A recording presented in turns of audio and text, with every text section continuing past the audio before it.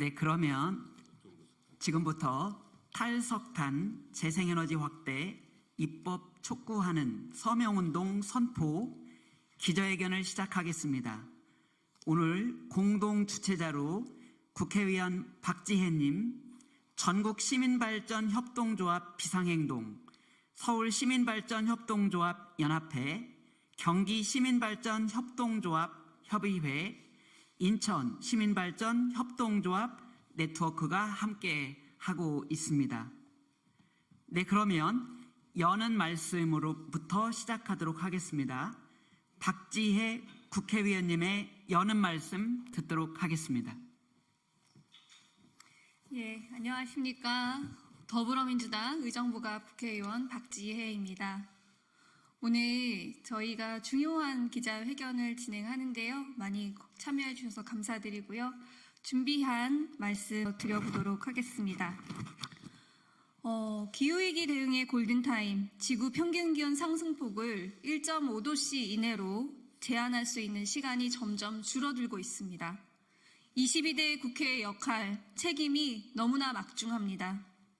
탈석탄과 재생에너지 확대는 선택이 아니라 반드시 이행해야 할 필수 과제입니다. 이번 국정감사에서는 산업통상자원부와 중소벤처기업부를 상대로 이러한 탈석탄과 재생에너지 확대를 주문하는 여러 의원님들의 노력이 있었습니다. 저 역시 탈석탄 등 화석발전 감축 목표의 불이행, 산업부문의 온실가스 감축 대책 부재, 재생에너지 R&D 등 에너지 전환을 위한 정부 지원의 부족, 산업단지 재생에너지 통계의 미비와 태양광 확대 대책 미흡, 원전 수명 연장 절차와 방사선 환경영향평가 시 최신 기술 기준을 적용하지 않는 문제점을 구체적으로 지적하고 대안을 제시하는 데 집중했습니다. 아직 갈 길이 멉니다. 유럽연합은 2030년까지 신규 태양광 보급량을 600기가와트까지 확대하는 것을 목표로 신규 공공 및 상업 건물 옥상을 시작으로 태양광 설치를 대대적으로 확대하기 위한 계획을 추진하고 있습니다.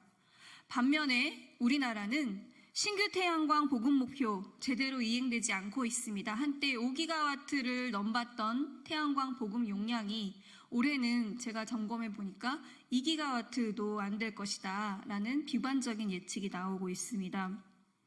이러한 목표가 제대로 이행되지 않는 것은 입지 규제, 개통 문제, 지원 제도의 축소와 같은 그러한 정부의 역할 부재가 있다라고 볼 수 있을 것 같습니다. 그래서 이러한 점들을 빠르게 바꾸기 위한 우리 전 사회적인 노력이 필요할 것 같고요. 오늘 그래서 이 기자회견을 통해서 앞으로 우리 탈석탄과 재생에너지 확대 입법을 촉구하는 그런 운동을 시민사회와 같이 시작하게 된 것을 굉장히 뜻깊게 생각합니다. 앞으로 저 역시 탄소중립 산업 육성 및 경쟁력 강화에 관한 특별조치 법안, 기후특위 신설 법안, 산업단지 태양광 보급 촉진 4법 등 기존에 발의한 법들 이외에도 탈석탄과 화석연료 감축을 위한 법 제도적 개선 방안을 만들고 재생에너지 확대를 위해 필요한 보급 목표를 법제화하고 탄소중립 기본법, 헌법 불합치 결정이 나는데요. 탄소중립 기본법의 개정 추진에도 최선을 다하도록 하겠습니다. 앞으로 이러한 노력에 전 사회적인 그런 관심과 참여를 촉구합니다. 감사합니다.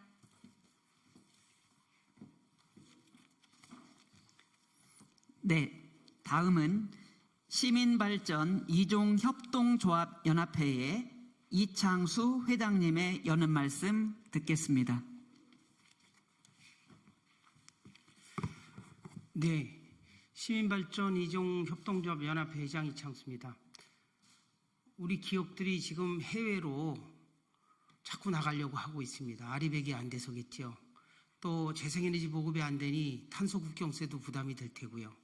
실질적으로 모든 부분들이 걱정하고 있습니다. 얼마 전에 6회 재생에너지 날 기념 행사를 국회에서 있었습니다. 그때 여야 의원님들 모두가 함께 하셨어요. 재생에너지 산업계도 마찬가지였습니다. 그때 이구동성으로 얘기한 게 이제는 앞뒤 고려하지 않고 재생에너지만큼은 모두가 합심해서 함께 발전시켜 나가자 이렇게 얘기를 했습니다.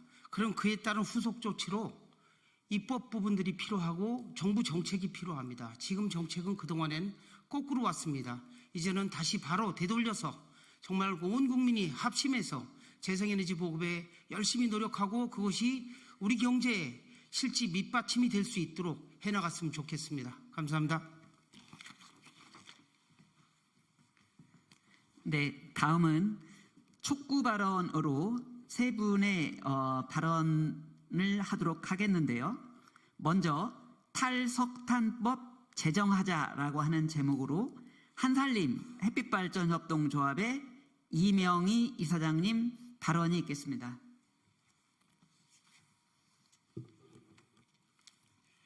안녕하십니까. 한살림 햇빛발전협동조합 이사장 이명희입니다. 우리는 지금 이미 일어난 과거와 다가올 미래에 대한 절박한 선택의 기로에 서 있습니다. 임계점에 다다른 기후위기는 이미 동시대를 살아가는 모든 인류와 지구 생태계에 그 누구도 그 무엇도 감당하기 어려운 기후 재앙을 불러오고 있습니다. 어쩌면 우리는 더 이상 숨쉬고 있는 어느 곳이든 어느 때이든 단 1톤의 온실가스도 용납해서는 안 될 시대에 살고 있는지도 모릅니다. 국제사회는 현재의 기후위기를 대응하기 위해서 그 무엇보다 하루빨리 석탄발전소 가동 중단을 한 목소리로 요구하고 있습니다. 현재 국내 석탄발전소는 인천의 6기 등 전국에 총 60여 개의 석탄발전소가 우리 전력의 30%를 공급하고 있습니다. 하지만 그 대가로 치러야 할 비용은 점점 더 커지고 있습니다. 국내 온실가스 배출량의 약 25% 이상을 차지하고 있는 석탄발전소는 기후위기 대응과 탄소 중립 실천에 심각한 장애물이 되기도 합니다. 또한 재생에너지로의 전환을 가로막는 걸림돌이기도 하며 미세먼지의 주범으로 국민 건강에 심각한 위협을 주고 있습니다.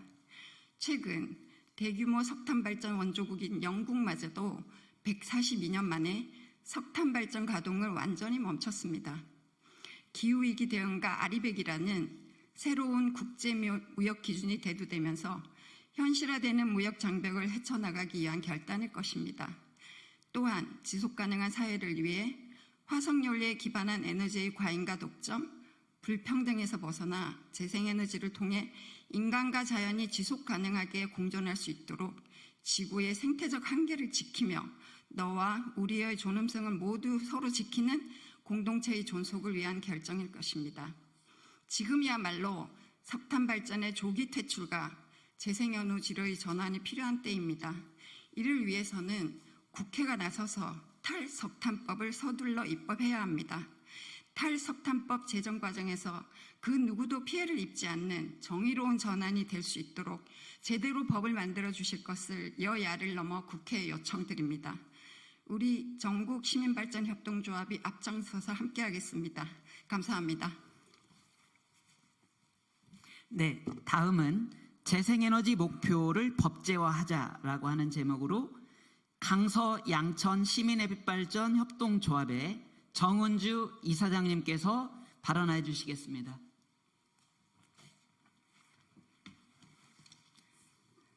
안녕하십니까. 강서양천 시민햇빛발전협동조합 이사장 정원주입니다. 시민 여러분, 오늘이 우리가 앞으로 살아갈 여름 중 가장 시원한 여름이다라는 웃지 못할 말이 회자되었던 여름이었습니다. 이것은 더 이상 화석 연료에 기반한 에너지 생산이 아니라 지속 가능한 발전을 위한 에너지 전환이 필요하다는 얘기가 기후학자들만의 경고가 아니라는 것을 혹독하게 느낀 여름이었습니다. 우리는 이상기후의 원인인 온실가스를 줄이기 위해 노력하자고 말하고 있습니다. 이것은 개인의 노력만으로 되지 않습니다. 강력한 무언가가 필요합니다. 기후위기 대응을 위해 2023년 제28차 기후변화 당사국 총회에 참여한 120여 개국 회원국들은 30년까지 재생에너지 발전 용량 3배 확대와 에너지 효율 2배 향상을 약속하였습니다. 우리 정부도 이 약속에 동의하였습니다. 그리고 유럽연합은 재생에너지 목표 법안을 의회에서 2030년까지 기존 32%에서 42.5%로 목표를 높였고 45%까지 확대하도록 노력한다는 내용을 포함시켰습니다.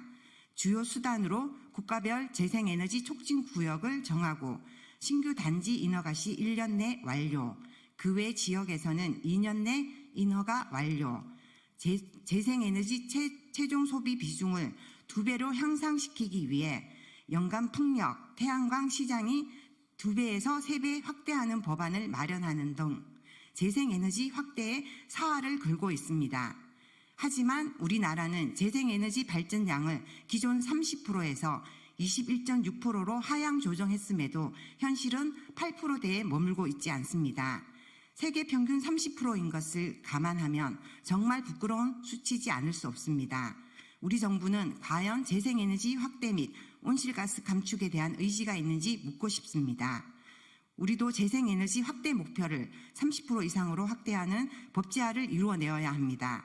재생에너지 확대 법제화가 이루어져 모든 행정과 지자체, 기업들이 그에 맞는 정책을 만들어낼 것이고 그러므로 인해서 재생에너지 생산 확대가 이루어질 것입니다.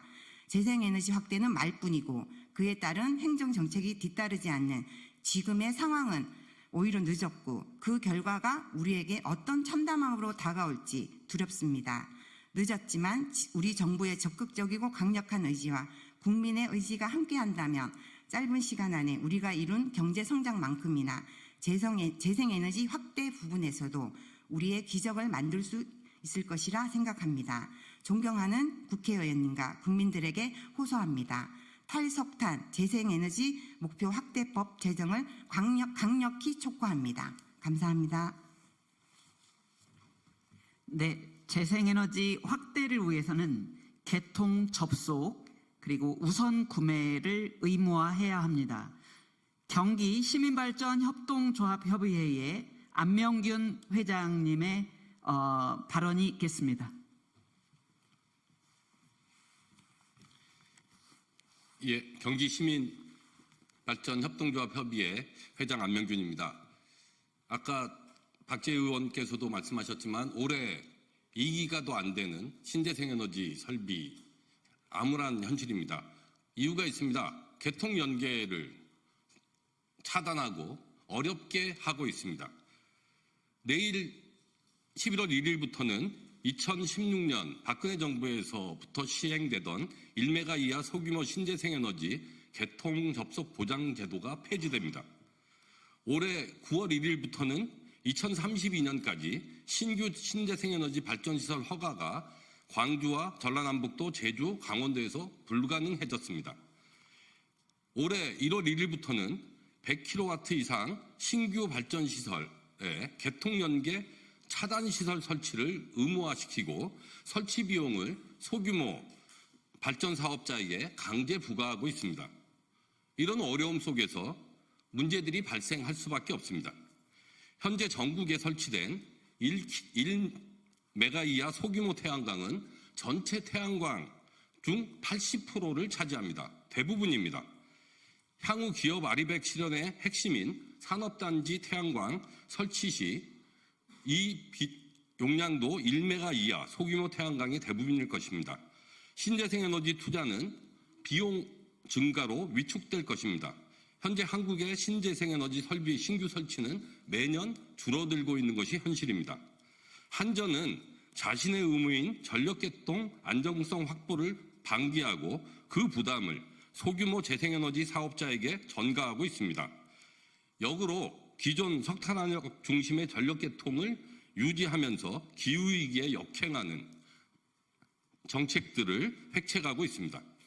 산업통상부 승인을 받아 한전이 시행하고 있는 신재생에너지 개통 접속 차단 정책들은 정부의 탄소중립 계획의 재생에너지 목표, 또 국제사회에 약속한 재생에너지 3배 확대 실현을 불가능하게 할 것입니다.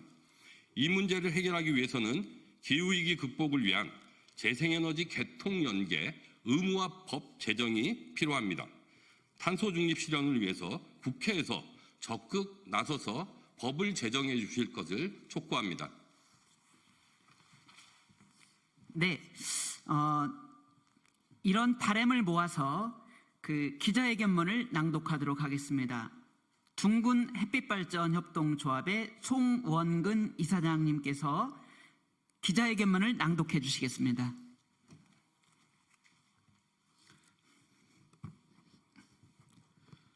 회견문을 낭독해드리겠습니다. 기후위기 대응과 탄소중립 실현을 위한 탈석탄 재생에너지 확대 입법 촉구 서명에 기후시민의 희망과 정성을 모아주십시오. 우리는 지금 이미 일어난 과거와 다가올 미래에 대한 절박한 선택의 기로에 서 있습니다.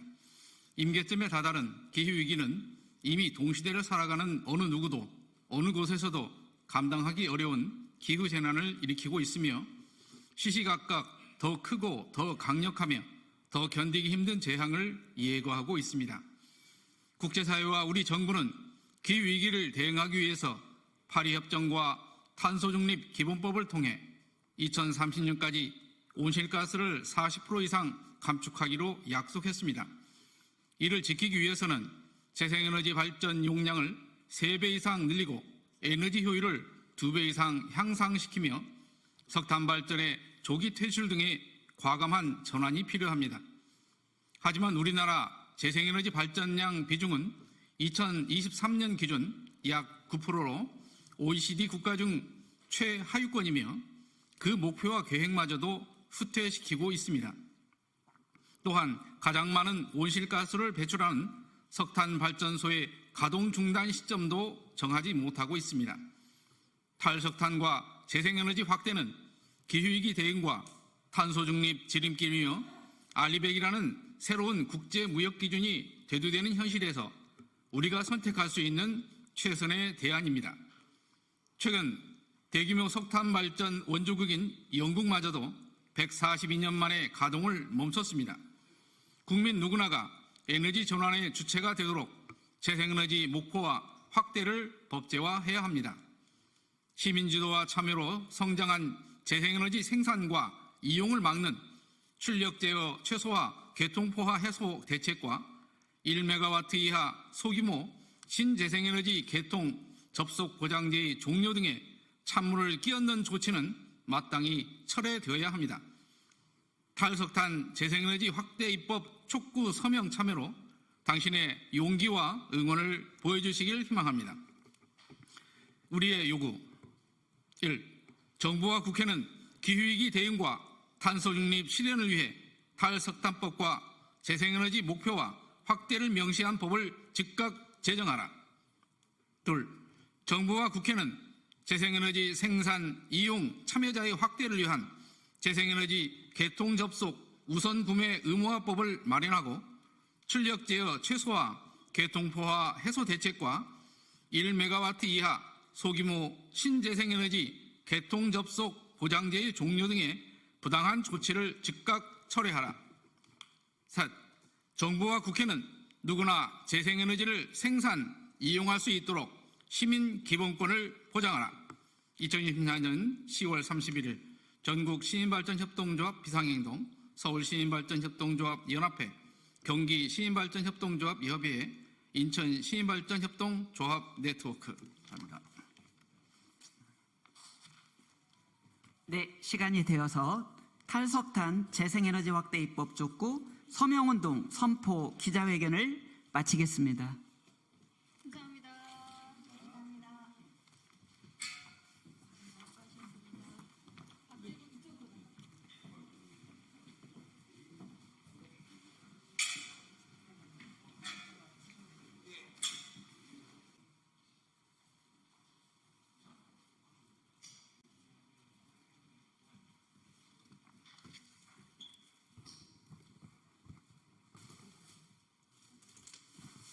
양쪽으로.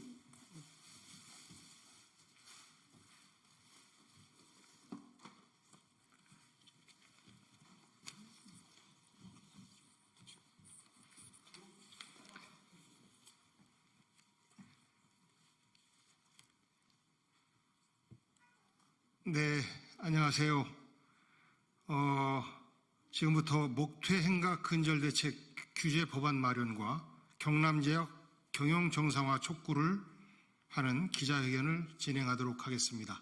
안녕하세요. 저는 을지로위원회 상임운영위원이면서 경남제약이 있는 충남 아산의 지역구를 둔 복기왕이라고 합니다. 여러분, 아주 옛날에 제일 이름났던 무좀약이 있었습니다. 지금은 안 나오지만 PM이라고 하는 독해서 그런지 효과가 좋다고 그랬습니다. 그리고 나서 지금은 온 국민이 다 알고 있는 레모나, 여러분들 한 번씩은 다 드셔보셨을 겁니다. 그 레모나를 생산하고 있는 기업이 바로 충남 아산에 있는 경남제약입니다. 이 경남제약에서 말도 안 되는 자본이 회사를 사고 파는 이런 과정 속에서 회사가 점점 어려워지고 있습니다. 오늘 이 말씀을 드리기 위해서 함께 하신 분들 소개 올리겠습니다. 민주노총 세종충남본부 본부장 유희중 본부장 함께 하셨습니다. 반갑습니다. 하영석 금속노조 충남지부 수석부지부장님 참석하셨습니다. 유현주 경남제약 지회장님 참석하셨습니다. 남은주 경남제약 사무장님 참석하셨습니다. 앞전에 말씀드린 것처럼 경남제약은 레모나를 안 먹어본 국민이 없을 정도로 우리가 알고 있는 국민 기업이면서 동시에 저희 충남 아산 입장에서는 향토 기업입니다. 67년의 역사를 갖고 있습니다. 그런데 이 경남제약이 2003년 창업주 가족의 경영 분쟁에 이어서 창업주가 돌아가시고 난 이후에 2년에 한 번꼴로 기업에 의해서 먹고 먹히는, 그리고 기업의 그 자본들이 목퇴를 하는 행각이 반복되고 있습니다. 가장 최근에 경남제약을 인수한 휴마시스 역시 기업의 지속 가능한 성장이 아니라 목퇴를 노리는 것으로 보이는 행태를 노골적으로 이어가고 있습니다. 이제 이 목퇴의 악순환 고리를 끊어야 합니다. 그러기에 오늘 금속노조 충남지부와 경남제약 지회가 오늘 이 자리에 함께했습니다. 레모나라는 우리 국민과 함께하는 비타민, 이 국민과 함께하는 비타민제를 생산하는 국민기업 또 향토기업인 레모나가 기업들의 먹잇감, 그리고 기업들의 자본 부풀리기 대상이 아니라 진정한 국민기업으로, 향토기업으로 계속해서 살아남을 수 있도록 국민 여러분 도와주십시오. 이어서 유희종 본부장의 입장 발표가 있겠습니다.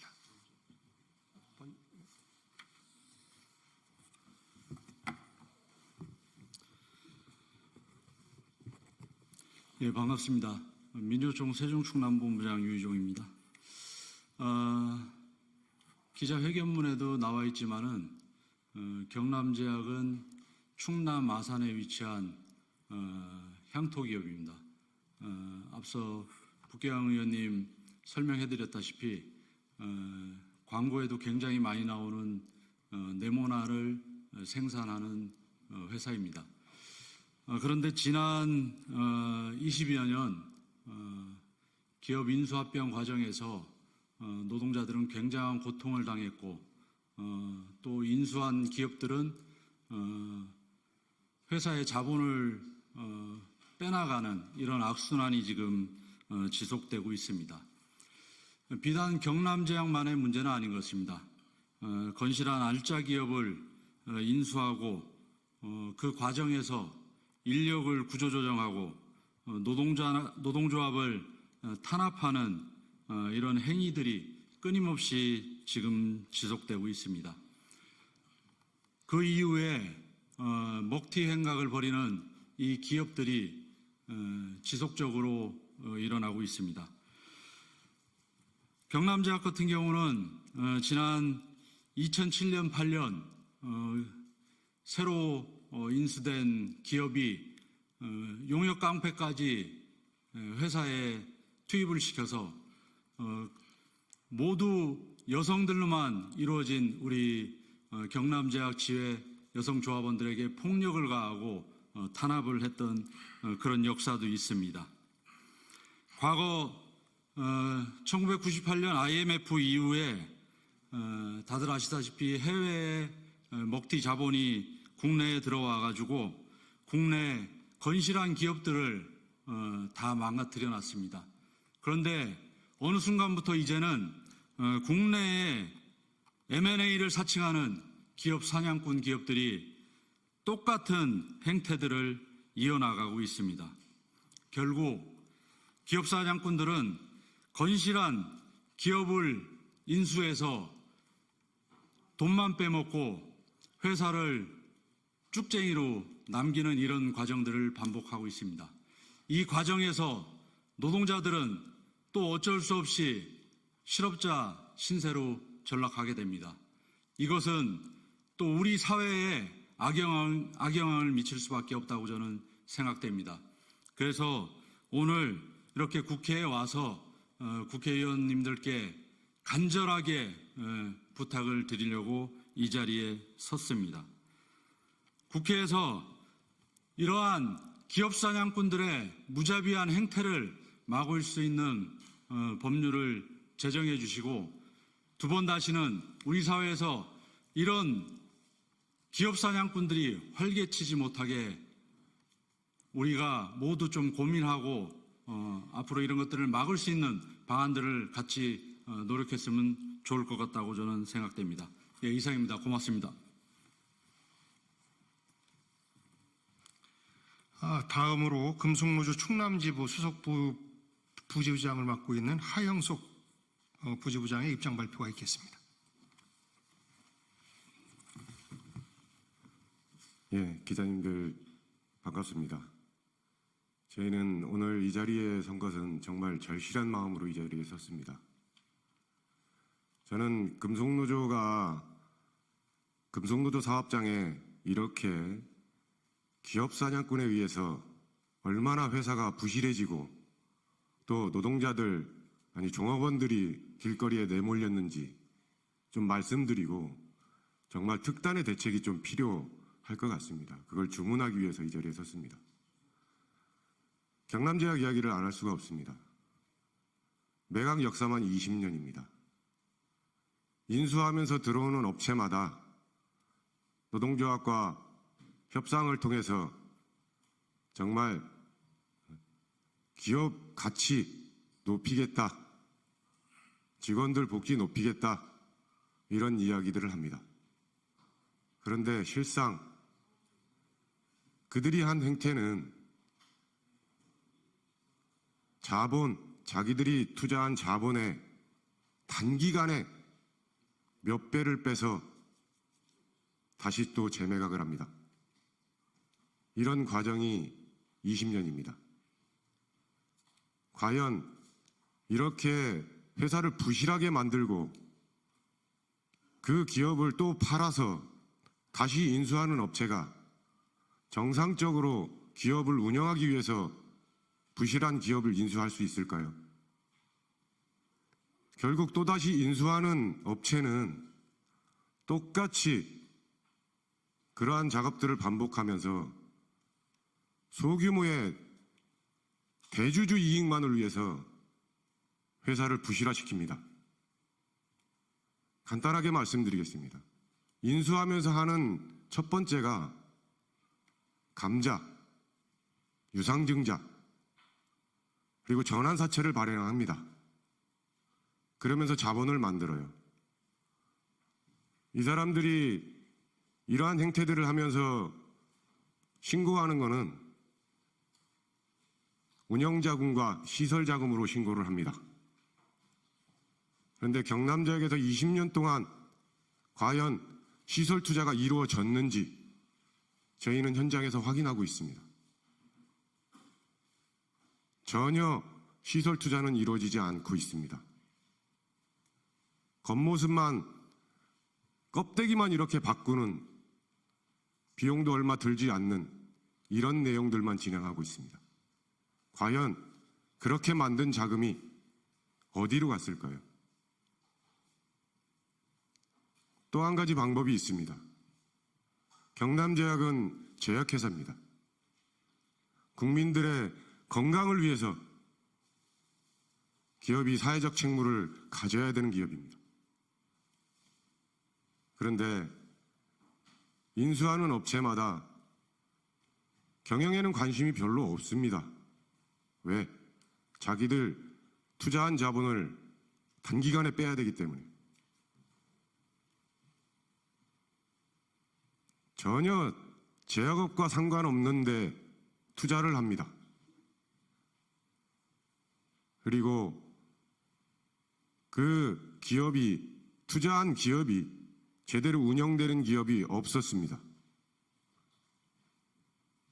그러한 부분들 합병하고 청산하고 하면서 그 모든 비용을 경남제약에 떠넘깁니다. 이렇게 되니까 경남제약이 부실화될 수밖에 없습니다. 이번에 인수한 휴마시스 또한 똑같은 일을 하고 있습니다. 5분의 1 감자 진행했습니다. 그리고 바로 이어서 유상증자를 진행을 합니다. 지금 193억이라고 하네요. 역시나 계획상으로 내놓은 것은 두 가지입니다. 시설자금과 운영자금. 그동안 해왔던 기업 사냥꾼들이 해왔던 내용을 그대로 답습하고 있습니다. 그런데 이걸 막을 수 있는 법안이 없습니다.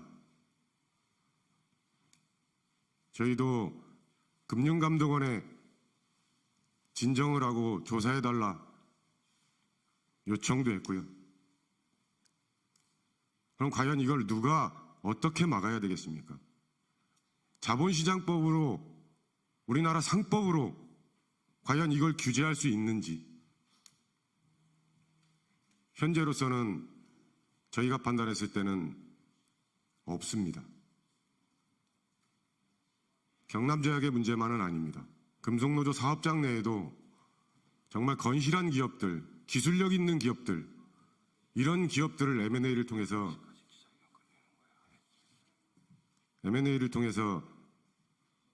소수 자본의 이익만을 추구하고 있습니다.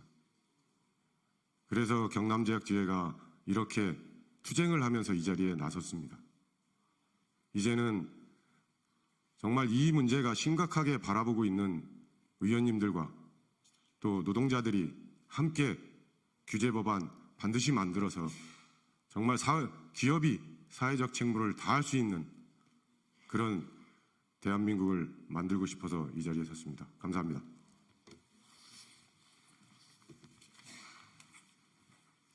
예, 수고하셨습니다. 다음 마지막으로 우리 경남제약 지회장이신 유현주 지회장께서 기자회견문을 낭독하도록 하겠습니다.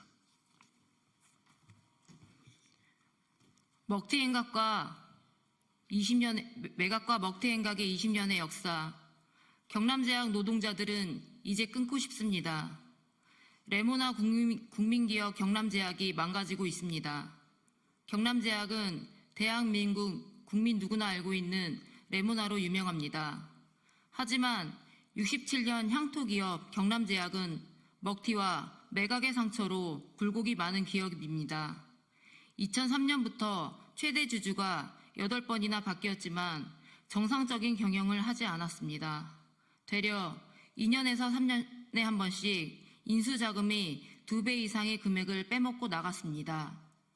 전형적인 먹튀행각에 회사는 망가질 대로 망가지고 부실기업으로 전락했습니다.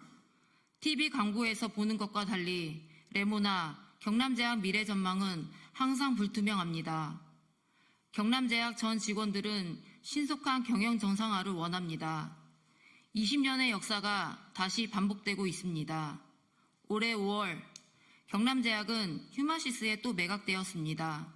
현재까지 휴마시스는 80%의 무상감자와 시설 설비 투자의 목적으로 193억 원의 유상증자를 발행하였으나 아직까지 경남제약 아산공장에 대한 실질적 투자 계획은 확인되지 않았습니다. 전형적인 기업 사냥꾼으로 의심할 수밖에 없습니다.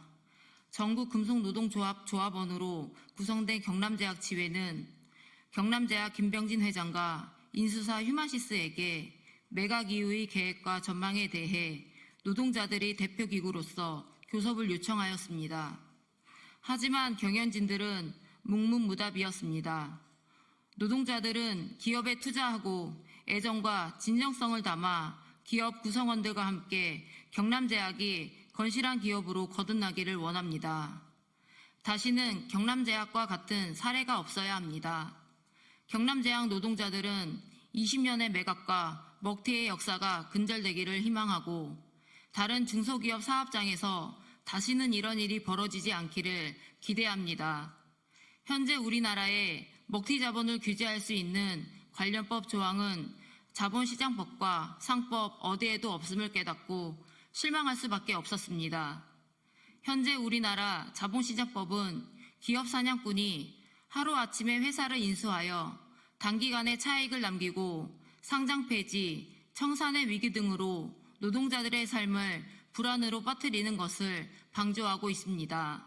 이는 자본주의 시장 질서를 교란시키는 심각한 문제입니다. 먹튀와 기업 사냥꾼의 횡포를 온몸으로 겪은 경남제약 노동자들은 하루빨리 법제도 보완을 통해 건강하고 건전한 경영 환경이 조성되기를 기대합니다. 국회에 촉구합니다. 먹튀 방지법, 기업 사냥꾼 근절법을 제정해 주십시오. 22대 국회가 먹튀와 기업 사냥꾼을 규제하고 방지하고 뿌리 뽑는 발판이 되기를 바랍니다. 경남제약이 하루빨리 정상화되어 다시 국민기업으로 사랑받기를 원합니다. 경남제약 전 구성원이 고용안정과 미래 전망을 갖고 평생 직장으로 자리매김할 수 있는 기업으로 성장하길 바랍니다. 이에 경남제약 노동자들은 아래와 같이 요구합니다. 하나, 경남제약이 더 이상 먹튀와 매각, 기업 사냥꾼에게 유린되지 않도록 인수자 휴마시스의 조속한 경영 정상화에 대한 실질적인 계획과 전망을 제출할 것을 요구합니다. 하나, 이를 위해 인수자 휴마시스는 전국 금속노동조합 충남지부 경남제약 지회와 회사 발전 전망과 노동자들의 고용, 재방 권리를 보장할 수 있는 단체 교섭을 진행할 것을 요구합니다. 하나, 22대 국회는 더 이상의 경남제약 사태가 확산되는 것을 막기 위해 법제도 재개정을 통한 규제 강화를 통해 먹튀와 기업 사냥꾼 근절에 대한 실질적인 노력을 요구합니다. 2024년 10월 31일 먹튀 행가 근절 대책 규제 법안 마련과 경남제약 경영 정상화 촉구 기자회견 참가자 일동 감사합니다. 네, 우리 국민 모두가 잘 알고 있는 건강보조식품 비타민제 레모나, 이 레모나가 국민기업 경남기업에서 계속해서 잘 생산되어서 우리 국민 곁에 있을 수 있도록 국민 여러분 많은 응원 부탁드리겠습니다. 이상으로 기자회견 마치겠습니다. 감사합니다.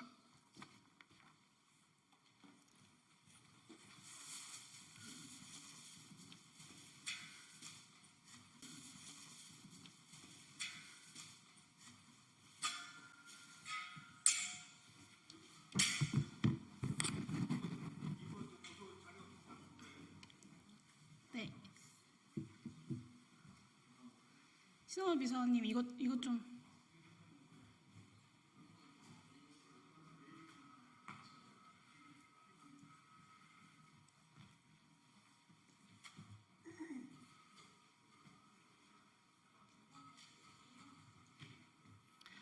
네, 오늘 오전 공개된 윤석열 대통령의 녹취 육성 관련돼서 간단히 브리핑하도록 하겠습니다.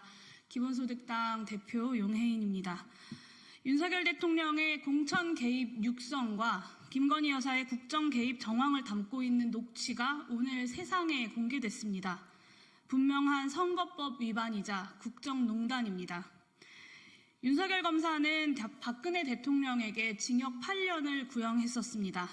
대한민국 검찰의 국적이 바뀌지 않았다면 이번에도 동일할 것입니다. 공관위에서 나한테 들고 왔길래 내가 김영선이 경선 때도 열심히 뛰었으니까 그것은 김영선이 좀 해줘라 그랬는데 내 당해서 이 통화 이후로 김영선 의원은 공천을 받는 데에 성공합니다. 명 선생의 말대로 김건희 여사 뜻대로 윤석열 대통령이 직접 공천에 개입한 것입니다. 명 선생 처리 안 했느냐, 이렇게 아침에 전화 오게끔 하는 게 대통령으로서 자격이 있는 것이냐, 윤석열과 통화했으니 보안 유지하고 취임식 오셔라. 김건희 여사의 말이 맞습니다. 김건희 여사의 말이 맞습니다. 윤석열 대통령은 대통령으로서의 자격을 상실했습니다. 대통령실의 거짓말이 제 발등을 찍고 있습니다.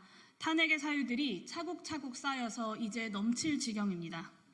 윤석열 대통령에게 마지막으로 조언합니다. 탄핵된 두 번째 대통령이 되기 전에 스스로 대통령 자리에서 물러나십시오. 대통령의 자리는 법과 원칙을 입맛에 따라 휘둘러 왔던 당신이 있을 곳이 아닙니다. 선출되지 않은 권력이 국정을 농단했던 역사에 대해 겸허히 사과하고 박근혜 씨가 그러했듯 겸허하게 법의 심판대 앞에 서십시오. 김건희 여사와 손잡고 대한민국 정치에서 이제 사라지십시오. 그것이 이제 윤석열 대통령에게 남은 마지막 최선입니다. 윤석열 김건희 국정농단 특검이 반드시 필요합니다. 김건희든 명태균이든 선출되지 않은 권력이 헌정 질서를 짓밟고 있는 정국을 국회가 앞장서서 종지부를 찍어야 합니다. 한동훈 대표에게도 경고합니다. 윤석열 김건희 국정농단 특검에 협조하십시오.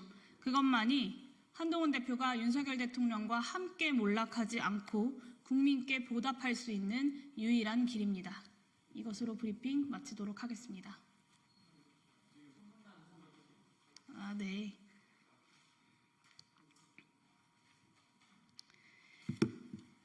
윤석열 대통령의 공천 개입 육성과 김건희 여사의 국정 개입 정황을 담고 있는 녹취가 오늘 오전 세상에 공개됐습니다. 분명한 선거법 위반이자 국정농단입니다. 네, 감사합니다.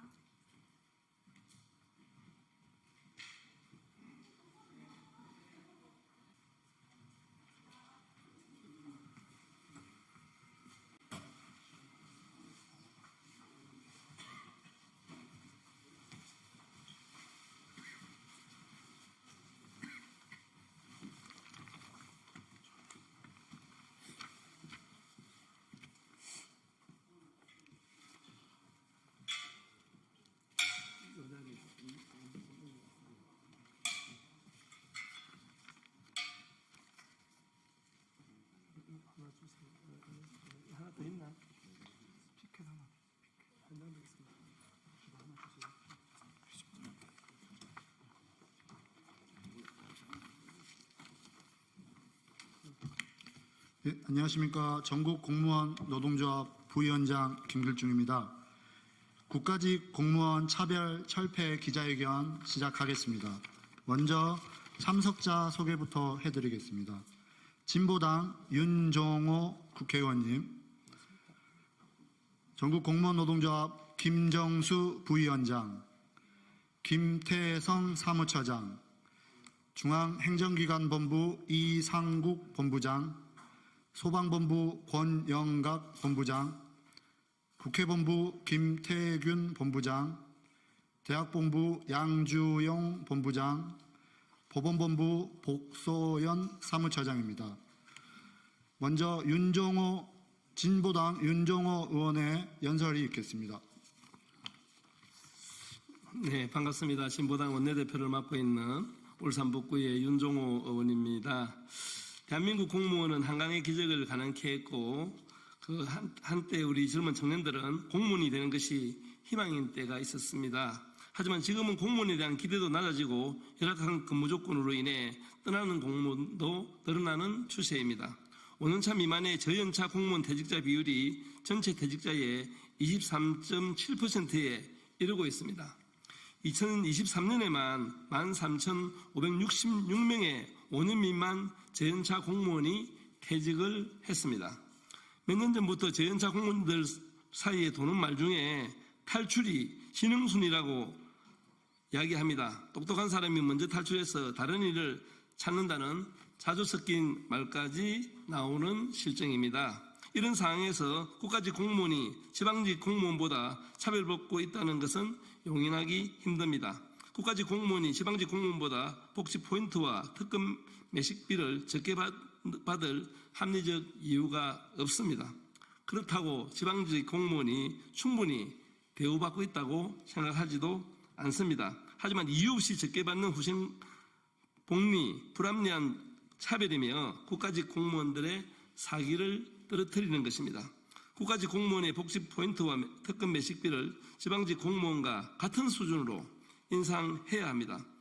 국가직 공무원들이 사명감을 가지고 국가와 국민을 위해 열심히 일할 수 있도록 우리 기획재정부와 또 윤석열 대통령께서는 차별 없는 공직 사회를 위해 적극적으로 나서주기를 촉구합니다.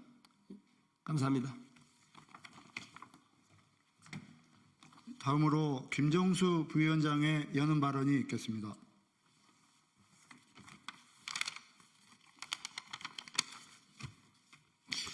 예, 전국 공무원 노동조합 부위원장 김정수입니다.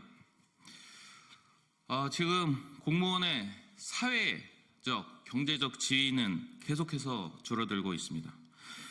많은 청년 공무원들이 공직사회를 이탈하고 있습니다. 대한민국은 직업 공무원제를 채택하고 있고 그렇기에 겸직도 금지하고 공직생활에 전념하도록 하고 있는데 임금 수준과 복지 수준은 끝없이 추락하고 있습니다. 또 연금 또한 믿을 수 없어 공무원들이 거리로 내몰리고 있습니다. 그중 특히 국가직 공무원은 노동자의 차별 문제는 도를 넘었습니다. 국가직 공무원의 특급 매식비는 7,000원입니다. 이미 지방직 공무원은 8,000원으로 올라간 지가 6, 7년 정도 되었는데 올해 한 번 더 올라 9,000원까지 올랐습니다. 밥값 2,000원 차이인 것입니다. 국가직 공무원의 특급 매식비가 아직도 7,000원인 게 이해가 가십니까? 같은 공무원이 같이 야근을 하는 것인데 밥값 차이가 왜 난단 말입니까? 가뜩이나 공무원의 시간의 수당은 민간 수준의 3분의 1도 안 되고 있습니다. 거의 무료 봉사 수준인데 국가직 공무원은 거기에 밥값마저도 차별받고 있는 것입니다. 또한 복지 포인트 어떻습니까? 국가직 공무원 400점, 40만 원 정도 수준입니다. 그런데 지방직 공무원은 최소 1350점이고 1700점까지 두루 분포되어 있습니다. 국가직 공무원과 무려 3배에서 4배 차이가 나는데 일할 맛이 나겠습니까? 얼마 전 경사노위에서 공무원 근무시간 면제 제도가 날치기로 통과되었습니다.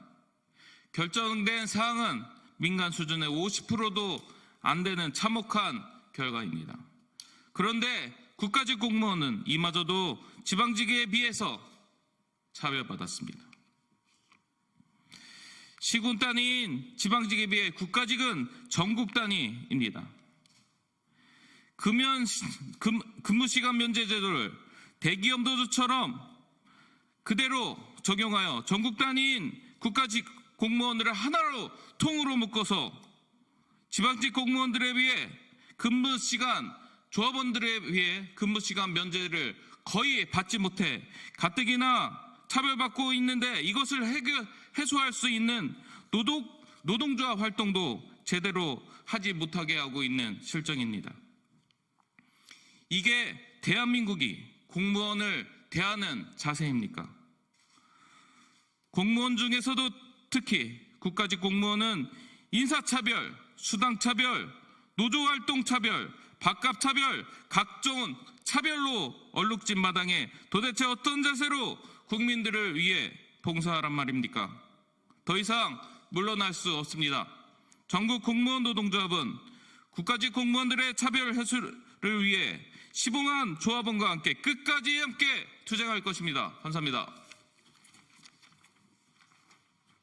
네, 이어서 김태균 국회본부장의 현장 발언이 있겠습니다.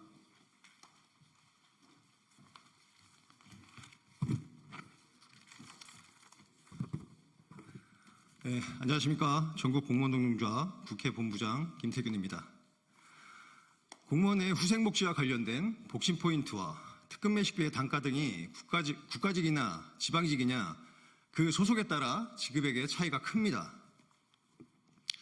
국가직 공무원의 후생복지가 지방직에 비해 처우가 상대적으로 열악한 이유는 인사, 복무, 예산 등이 인사혁신처와 행안부 그리고 기재부의 통제를 받고 있어 노동 조건을 개선할 방법이 제한적이라는 것입니다. 이에 반해 지방직의 경우에는 조례 개정 그리고 지자체장과 개별적 협의를 통해서 공무원의 노동 조건을 개선할 방법이 있습니다. 우리 공무원들은 수년째 봉급은 동결 또는 물가 상승에 비해 턱없이 부족한 인상분을 받아들여 왔습니다. 심지어 노후연금마저 삭감당하며 일방적 희생만 강요당해 왔습니다. 최근 저연차 공무원들이 무더기 퇴직하는 경우를 보더라도 이를 알 수 있습니다. 또한 11월 22일 경제사회노동위원회 공무원 근무시간 면제 심의위원회는 공무원 타임오프 한도를 의결했습니다. 여기서도 국가직과 지방직의 차별이 있었습니다. 공무원의 타임오프는 공무원 노조법에 따라 노조 설립 최소 단위를 기준으로 정해지는데 지방 공무원인 시도, 시군구, 교육청 등 260개를 각각 하나의 단위로 보고 있으나 국가직 공무원인 부처청, 위원회 등 51개 중앙행정기관을 하나의 단위로 보고 조합원 규모에 따라 타임오프를 한도를 결정하였습니다. 이에 국가 공무원이 지방 공무원에 비해 타임오프 대상자 절대적으로 적어서 타임오프가 노조 활동의 활성화하는 것이 아니라 되려 노조 활동을 방해하는 결과를 가져왔습니다. 이제 할 수 있는 것부터 하나부터라도 바로 잡아나가야 합니다. 작은 정부를 지향하는 현 정권에서 인원 확충 및 임금 인상이 힘든 이 시점에서 후생복지, 노조 활동만이라도 소속기관에 따라 차별받지 않기를 요구합니다. 우리가 요구하는 말은 크지 않습니다. 국가직이냐 지방직이냐에 따라 차등 대우받는 후생복지와 노조활동을 인사혁신처와 행안부 그리고 기재부가 면밀히 살펴 국가직 공무원 80만 명의 상대적 박탈감을 해소해 주시기 바랍니다. 감사합니다. 예, 이어서 법원본부 복서연 사무처장의 기자회견문 낭독이 있겠습니다. 정부는 국가직 공무원에 대한 차별을 즉시 중단하라. 우리는 국가직 공무원에 대한 차별 대우를 끝장내기 위해 이 자리에 모였다. 국가직 공무원들은 그동안 사명감으로 많은 희생을 감내했지만 돌아온 건 차별이었다. 이 자리에서 우리는 국가직 공무원이 겪고 있는 고통과 희생을 알리고자 한다. 물가 인상률에도 미치지 못하는 임금 인상이 몇 년째 이어지면서 공무원의 실질 소득은 매년 감소하고 있다. 신규로 입직한 국가직 공무원은 최저임금도 되지 않는 임금을 받으며 경무에 시달리다 면직을 선택하고 있다. 감소하는 실질 임금에도 불구하고 각종 수당, 처우의 차별도 계속되고 있다. 코로나19가 유행하면서 비상근무에 나섰음에도 불구하고 돌아온 건 터무니없이 적은 수당과 연가보상비 삭감이었다. 공무원의 대표적인 복지 혜택인 복지포인트에서 차별은 정도가 지나치다. 국가직 공무원의 복지포인트 기본 점수는 400점이다. 이에 반해 지방직 공무원은 평균 1,350점, 서울시 공무원은 1,700점에 달한다. 이처럼 국가직의 복지포인트 기본 점수는 지방직의 30%에도 못 미치지만 개선은커녕 논의조차 이루어지고 있지 않다. 올해 시행된 공무원 업무 집중 여건 조성 방안에 따라 지방직의 특급 매식비는 9,000원으로 인상되었다. 국가직의 특급 매식비는 아무런 이유 없이 7,000원에 머물러 있다. 복지 포인트뿐만 아니라 먹는 것을 가지고도 다르게 대하는 것이 차별이 아니라면 무엇인가?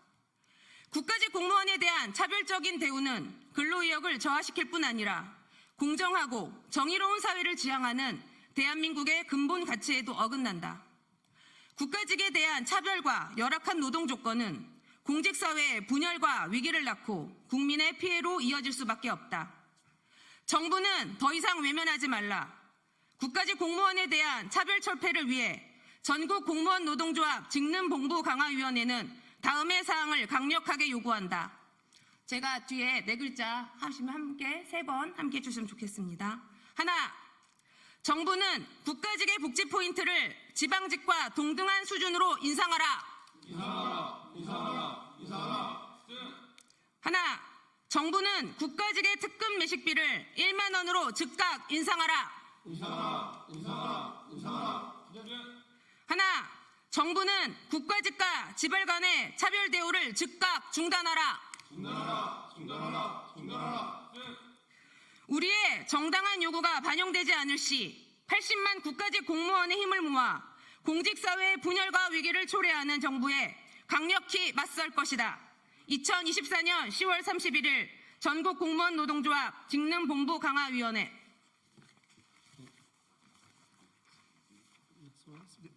이상으로 기자회견을 마치겠습니다. 감사합니다.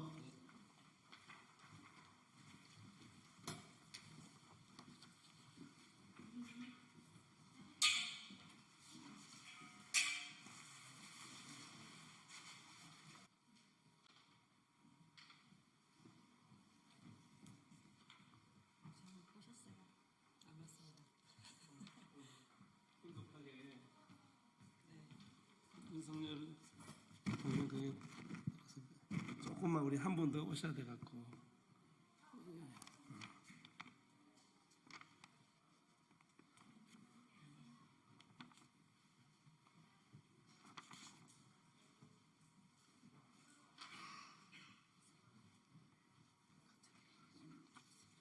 자, 예.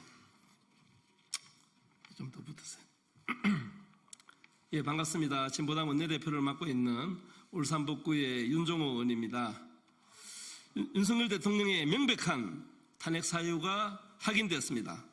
2022년 보궐선거에서 윤석열 대통령이 직접 김영선 전 의원을 거명하며 공천할 것을 요구했다는 발언이 공개되었습니다. 이는 명백한 공직선거법 위반 행위이며 형사처벌 대상이며 명백한 탄핵 사유입니다. 박근혜 대통령은 당시 새누리당 공천에 관여해 공직선거법 위반이 탄핵 사유의 하나가 되었고 징 2년형이 선고되었습니다. 김건희 여사의 공천 개입 의혹으로 시작된 김건희, 명태균 국정농단 게이트는 창원산단 개발 개입으로 윤석열 대선 후보 불법 여론조사 사건으로 일파만파 번지고 있습니다. 윤석열 대통령도 김건희 여사도 명태균발 국정농단 사건에 책임이 있음이 분명하게 드러나고 있습니다. 근한이 없는 사람이 신분을 활용해 국가 권력을 휘두르는 최순실 박근혜 국정농단 게이트와 판박이입니다. 대한민국 정치가 또다시 선출되지 않은 권력에 의해 휘둘리는 사태를 자시할 수 없습니다. 윤석열 대통령 탄핵 추진은 되돌릴 수 없는 흐름이 되었습니다. 이미 국회에서는 윤석열 탄핵 국회의원 연대라는 이름으로 9월 11일 발족 기자회견을 시작으로 뜻있는 국회의원들이 함께하기 위해 애써왔고 많은 분들이 동참하고 계십니다. 윤석열 탄핵 국회의원 연대는 11월 공식적으로 출범을 앞두고 있습니다. 저희 국회의원들이 책임을 다하겠습니다. 윤석열 탄핵시키고 대한민국의 민주주의를 바로 세우겠습니다. 감사합니다.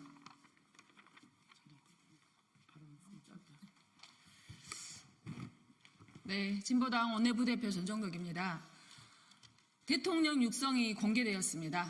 그동안 의혹으로 제기되었던 모든 사건들이 대통령 육성 공개로 명확하게 사실로 드러났습니다. 일반인이 공천에 개입하고 여론조사를 무료로 제공하고 또 여론조사와 공천의 뒷거래 정말 국민들이 보기에 정말 분노할 수밖에 없는 사안들이 매일 쏟아졌지만 이제는 우리 국민들께서 더 이상 한계에 다다른 우리 국민들께서 윤석열 정권을 이대로 둘 수는 없다고 생각합니다. 윤석열 정부는 윤석열 대통령은 지금 밝혀진 공천 개입 의혹과 관련해서 또 그동안 수사 개입 등을 포함한 모든 국민적 의혹에 대해서 명명백백하게 국민 앞에 제대로 사실을 밝혀야 합니다. 그리고 그에 따른 응당한 책임을 져야 할 것입니다. 국민들이 지금 윤석열 퇴진을 위한 국민투표에 돌입해서 지금 많은 국민들이 투표하고 있습니다. 민생은 어렵고 너무나 힘든 시기입니다. 대통령은 자신의 연루된 이런 부정 의혹 개입 사건들에 대해서 명백히 사실을 밝히고 국민들께 제대로 밝혀야 할 것입니다. 그리고 그럼에도 불구하고 대통령이 여전히 모른 척하고 나몰라라 한다면 탄핵의 시계는 이제 국회에 왔고 국회는 윤석열 대통령 탄핵을 서둘러서 제대로 국정을 바로 세워야 할 것입니다. 진보당도 그리고 저도 윤석열 탄핵과 국정을 바로 세우는 데 함께 하도록 하겠습니다. 고맙습니다.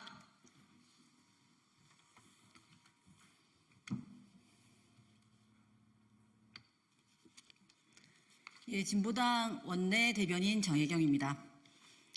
윤석열 대통령 불법 공천 개입 육성 공개, 국회는 탄핵으로 답해야 합니다. 오늘 윤석열 대통령이 공천에 개입했음을 보여주는, 그리고 그간 대통령실 해명이 거짓이었음을 증명하는 대통령 육성이 공개되었습니다. 명태균, 김건희, 윤석열 게이트이고 국정농단 헌정질서 파괴입니다.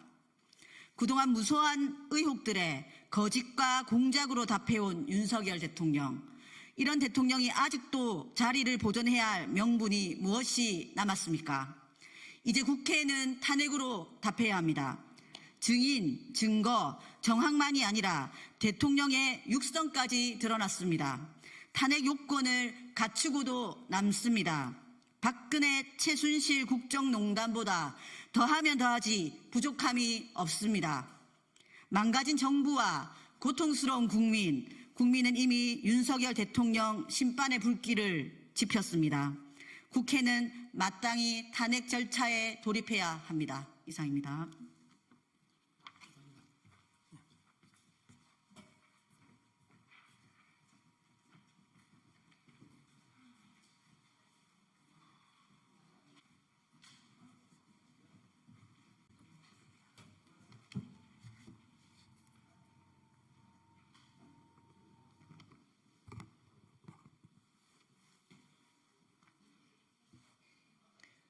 정치를 새롭게, 복지를 강하게, 사회민주당 대변인 임명희입니다. 누구보다 억울하실 박근혜 씨부터 윤 대통령 탄핵에 나서십시오. 윤석열 대통령과 명태균 씨 녹취가 공개되었습니다. 김건희 씨 오빠는 대통령으로서 자격이 있는지 진심으로 되묻고 싶습니다. 한 나라의 대통령이 이 정도밖에 안 되는 수준을 듣자니 한심합니다. 전 국민이 박근혜 탄핵을 통해 대통령의 공천 개입은 헌법에 위배됨을 잘 알고 있습니다. 누구보다 억울하실 박근혜 씨부터 윤석열 대통령 탄핵에 나서십시오. 감사합니다.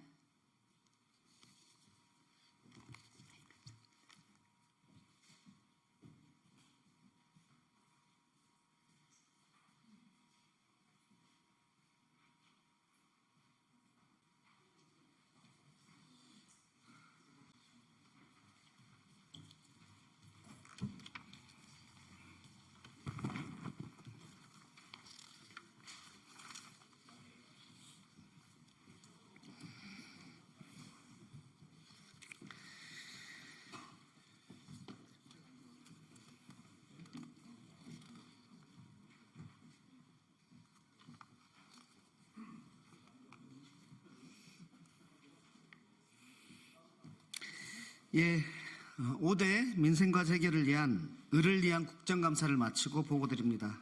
반갑습니다. 더불어민주당 을지로위원회 신임위원장 경기도 안양시 동안구합 국회의원 민병덕입니다. 을지로위원회 2024년 국정감사 보고 기자회견을 시작하겠습니다. 먼저 참석자 여러분을 소개시켜드리겠습니다. 박주민 전임 을지로위원장이자 서울 은평구갑 국회의원 참석하셨습니다. 김남근 서울 성북구 을 국회의원 참석하셨습니다. 김현정 오셨나요? 예. 송재봉 충북 청주시 청원구 국회의원 참석하셨습니다. 복기왕 충남 아산시 갑 국회의원 참석하셨습니다. 이용우 경기 인천 서구 울 국회의원 참석하셨습니다. 권양엽 전남 순천 광양 곡성 구례군 국회의원 참석하셨습니다. 안 오셨죠? 임미애 국회의원 참석하셨습니다. 김윤 국회의원 참석하셨습니다. 서영석 부천 국회의원 참석하셨습니다. 다 하셨나요? 네.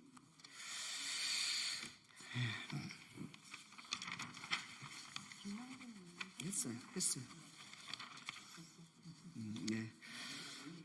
네, 이번 국정감사에서 정부 여당은 민생보다 대통령과 배우자 방탄에 몰두하면서 부자 감세와 경제정책 실패로 인한 세수 결선 문제를 개선하지 않고 있습니다. 이에 을지로위원회는 5대 민생과제인 온라인 플랫폼, 과로 기후질환사, 그리고 불공정 갑질, 전세 사기, 자영업 부채 문제 해결을 중심으로 민생을 최우선으로 삼아야 할 정치의 역할을 재확인하였습니다. 국민과 함께 현장의 문제를 해결하며 고통을 줄여나가는 것이 우리의 소명임을 명확히 하겠습니다. 오늘 이 을지로위원회 2024년 국정감사 보고 기자회견은 박주민 전임 을지로위원장 인사말을 시작으로 온라인 플랫폼에 대해서 김남근 국회의원, 과로 기후질환사에 대해서 김윤 국회의원, 그리고 자영업 부채에 대해서 송재봉 국회의원의 국정감사 결과 보고가 있고, 이강일 염태용 의원님은 개인적으로 참석 못하셔서 기자회견문 낭독으로 대체하겠다는 말씀을 듣겠습니다. 그러면 먼저 박주민 전임 을지로위원장의 인사말이 있겠습니다. 예, 안녕하십니까. 이제는 전임이 된 박주민입니다. 을지로위원회 다 아시는 것처럼 지난 9월 30일 이 자리에서 온라인 플랫폼법 제정, 과로 기후질환사 문제 해결, 불공정 갑질 해소, 전세사기 문제 해결, 자영업 부채 해결 등 5대 민생 과제를 이번 국정감사의 주요 과제로 선정을 하고 열심히 노력하겠다라는 말씀을 드린 바가 있습니다. 이런 5대 민생 과제는 오직 국정감사를 대비해서 선정했던 과제는 아닙니다. 그렇지만 이번 국정감사를 통해서 보다 더 실질적인 해결책을 모색해보자라는 취지에서 한 번 더 강조를 했었던 것이죠. 이번 국정감사를 통해서 이 5가지 문제 모두 완벽하게 해결했다라고 할 수는 없지만 그래도 소기의 성과들을 거둬서 오늘 이 자리에서 여러분들께 관련된 말씀을 드리려고 하고 있습니다. 앞으로도 을지로위원회는 많은 분들과 함께 이러한 민생과제를 해결하기 위해서 열심히 노력하겠다는 말씀도 드리겠습니다. 감사합니다. 예, 온라인 플랫폼 분야에서는 특히 배달앱 시장에서 쿠팡이츠와 배달의 민족이 9.8%의 과다한 수수료를 사실상 담합하고 있는 문제가 계속 문제가 됐고, 이 부분에 대해서 소상공인 단체들이 영세상인, 소상인 등에 대한 우대 수수료를 도입해야 된다는 요구, 그다음에 9.8%가 너무 과다하기 때문에 수수료 상한제를 통해 가지고 그 수수료를 인하해야 된다는 요구가 있었습니다. 이 부분에 대해서 배달의 민족의 경우에는 국감 과정에서 영세 소상인 우대 수수료를 도입하고 수수료를 인하하겠다. 근데 단 쿠팡이 먼저 공정한 경쟁을 하는 경우에 도입하겠다. 이런 이제 답을 저희가 얻어냈고요. 쿠팡이츠 같은 경우에 있어서도 우대 수수료 제도 도입하겠다. 이런 이제 약속을 받아냈습니다. 그리고 공정위로 하여금 결국 자율적으로 쿠팡이츠와 배달의 민족이 그 소상공인들과 자율적 합의를 하지 못하는 경우에 있어서는 입법을 통해 가지고 수수료 상한제, 그 배달 수수료 등 우대 수수료 등에 대해서는 이제 추진을 하겠다라는 것도 공정위한테 답을 얻어냈습니다. 그 배달 수수료가 이렇게 과다한 경우에 있어서는 그 매장 가격하고 배달 가격에 차등을 둬서 결국 소비자들이 이 과다 수수료 문제에 반영되는 이 배달 문제들을 이제 어느 정도 제한하도록 하는 시장 원리가 작동을 해야 되는데, 쿠팡하고 배달의 민족이 소위 최대 의혹이라고 그래서 매장 가격과 똑같이 배달 가격을 받도록 강요하는 행위가 문제가 됐습니다. 이 부분에 대해서는 국정감사 과정에서 공정위가 명백한 불공정 행위로 보고 지금 조사를 하겠다라는 답을 얻어냈고요. 쿠팡 이츠하고 배달의 민족은 이런 이제 이 배달 가격을 인상하는 것들을 못하도록 강요하는 행위들을 이제 중단하겠다라는 이제 답을 했습니다. 그다음에 TMF 사태에서 보듯이 이커머스 시장에서는 배송이 됐는데도 불구하고 제때 정산을 해주지 않고 2달 동안 정산을 미루면서 판매자들로 하여금은 선정산 대출을 받도록 하는 불공정행위 문제가 됐습니다. 이 문제에 대해서는 공정위가 법을 통해서 해결하겠다고 약속을 했고 20일 내에 상한을 두겠다고 그랬는데 지금 우리 국회에 있어서는 적어도 10일 이내로 정상 기간을 단축해야 된다 그래서 입법 논의 과정에서 해결할 수 있는 수준까지 왔다고 보여집니다.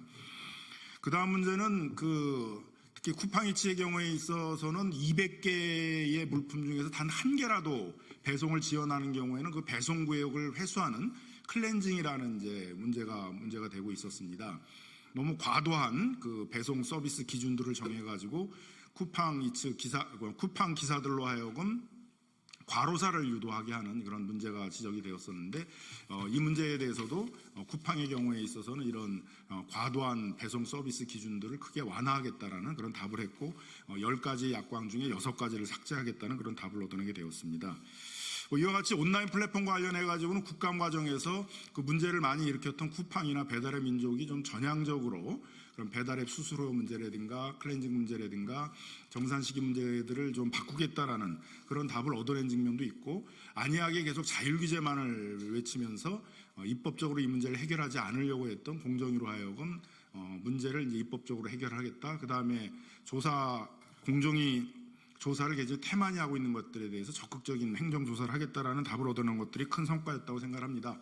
나머지는 이제 입법 과정에서 문제를 해결해야 되는데 정부에도 공정거래법과 그다음에 온라인 플랫폼 거래 공정화법은 아니지만 대규모 유통법을 통해서 이런 플랫폼에 있어서의 독과점 남용행위와 불공정 문제를 해결하겠다고 하고 있어서 입법 과정을 통해서 추가적으로 문제를 해결해 나가도록 하겠습니다.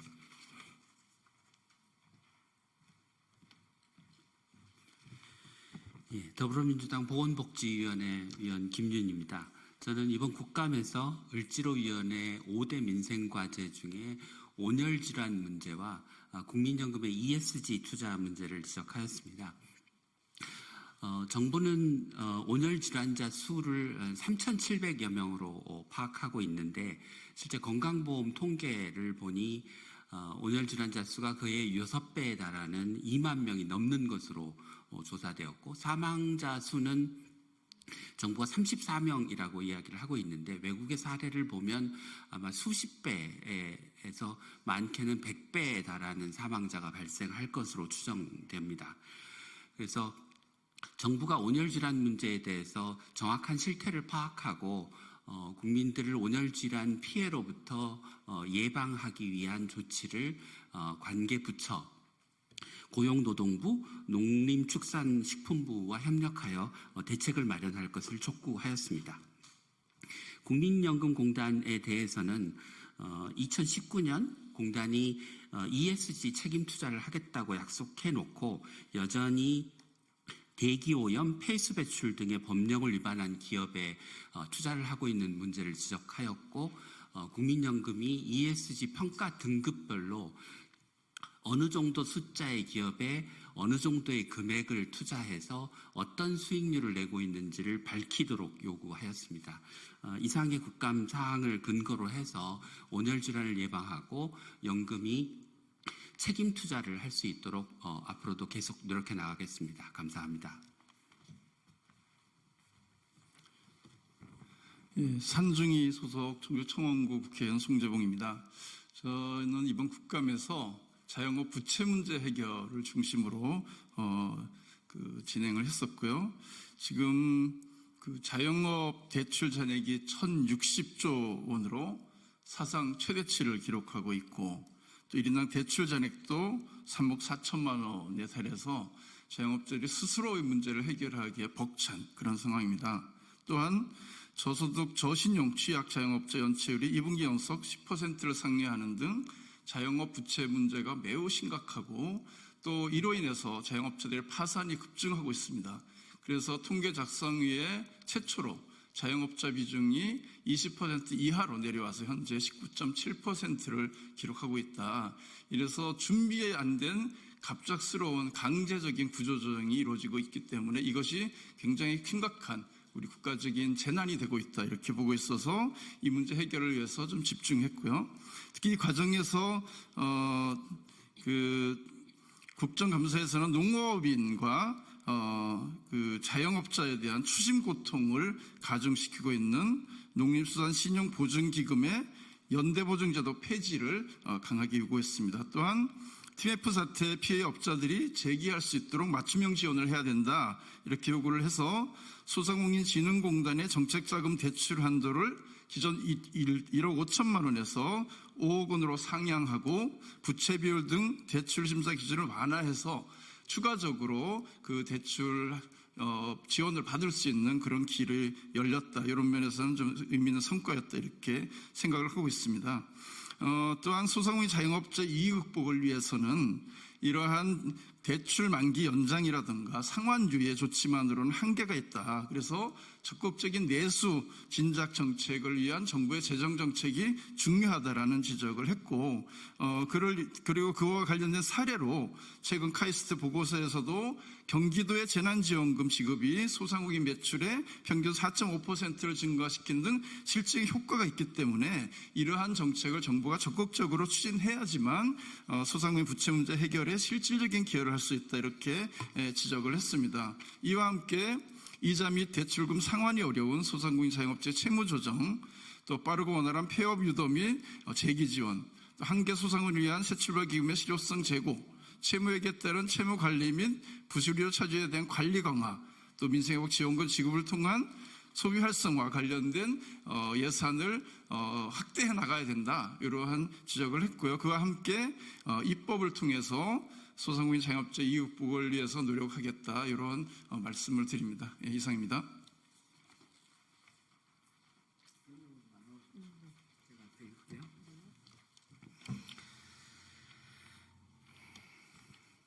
네, 기자회견문 낭독하겠습니다. 5대 민생과제 해결을 위한 국정감사를 마치고 보고드립니다.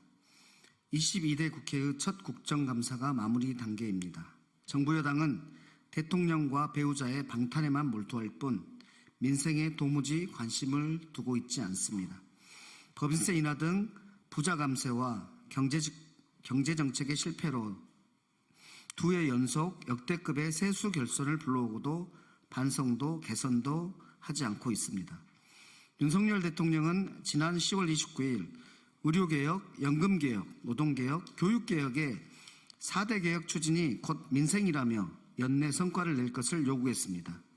의정갈등으로 인한 의료 현장의 붕괴를 걱정하는 국민의 우려와 고통에 눈 감고 현장의 목소리를 외면한 채 사회적 갈등만 야기하는 반노동 기조를 바꾸지 않겠다는 엄포를 하면서 민생이라는 단어를 끌어다 쓰고 있을 뿐입니다. 을지로위원회는 이번 국감에서는 을지로위원회가 강조한 5대 민생과제를 통해 정치가 나가야 할 길을 다시금 확인했습니다. 온라인 플랫폼, 과로기후질환사, 불공정 갑질, 전세 사기, 자영업 부채라는 을 지키기 위해 해결해야 할 과제를 통해 고통받는 국민과 함께하며 작은 일이라도 현장에서 꼭 필요한 문제를 해결하는 것이 우리의 소명임을 다시 확인하였습니다.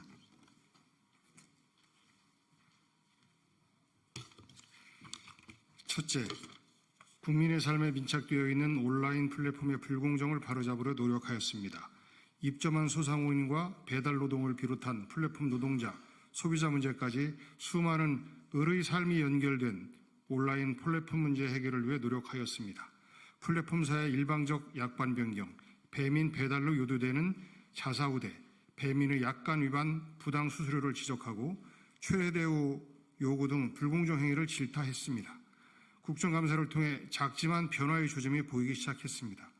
플랫폼사와 정부는 최대우 요구 개선, 택배 서비스 기준 요건 완화, 배달앱 수수료 인하 및 우대 수수료율 적용 구간 확대, 언론인 노조 상대 소송 취하 등 절실한 의뢰 요구를 인정하고 변화를 시작했습니다. 변화가 실현될 때까지 끝까지 노력하겠습니다. 쿠팡의 플랫폼 노동자에 대한 원청으로서 처우 개선, 사회보장제도의 문제 또한 지적했습니다. 수수료 인하와 영세사업자 우대 수수료 적용 확대, 배달기사 최저 운송요금 제도 도입, 클렌징 제도의 전면 폐지, 정산기간을 10일 이내로 단축하고 아이템 인허 정책 중단 등 온라인 플랫폼 불공정 개선을 위해 계속 노력하겠습니다. 둘째, 기후위기와 과도한 노동 강도로 인해 많은 노동자와 농어민들이 과로와 기후질환에 심각한 위험에 처해 있는 현실입니다. 이번 국정감사에서 질병관리청의 온열질환 과소평가를 강력히 지적하며 고용노동부와 농림축산식품부 등 유관부처와의 협력을 통해 실효성 있는 온열질환 예방책 마련을 촉구했습니다. 정부는 올해 온열질환 수가 전년 대비 31.4% 증가해서 총 3,704명이라고 발표했습니다. 그러나 건강보험 통계에 따르면 온열질환 진료 환자가 2만 1,000명으로 정부가 발표한 온열질환자의 6배에 달하는 규모입니다. 질병관리청의 감시체계가 실태를 충분히 반영하지 못하고 있음을 지적했습니다. 특히 농촌, 어촌에서 작업 중 발생하는 온열질환 문제와 관련해 외국 사례처럼 외국인 근로자들이 이해할 수 있는 언어로 된 온열질환 예방 가이드북 제작이 필요합니다. 또한 플랫폼 노동자에게 고강도 노동을 강제하는 알고리즘 공개와 웹툰 작가 등 마감 노동자의 적정 노동시간 가이드라인 마련도 요구했습니다. 기후변화와 과도한 노동이 결합하여 발생하는 과로와 기후질환의 문제는 우리 사회가 직면한 중대한 보건 문제입니다.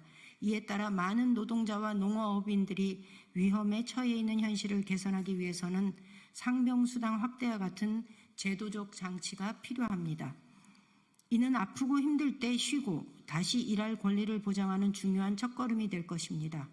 앞으로도 국민의 건강과 안전을 지키기 위해 과로와 기후질환 문제 해결을 위한 정부의 역할을 점검하고 관련 법과 제도를 강화하는 데 최선을 다하겠습니다.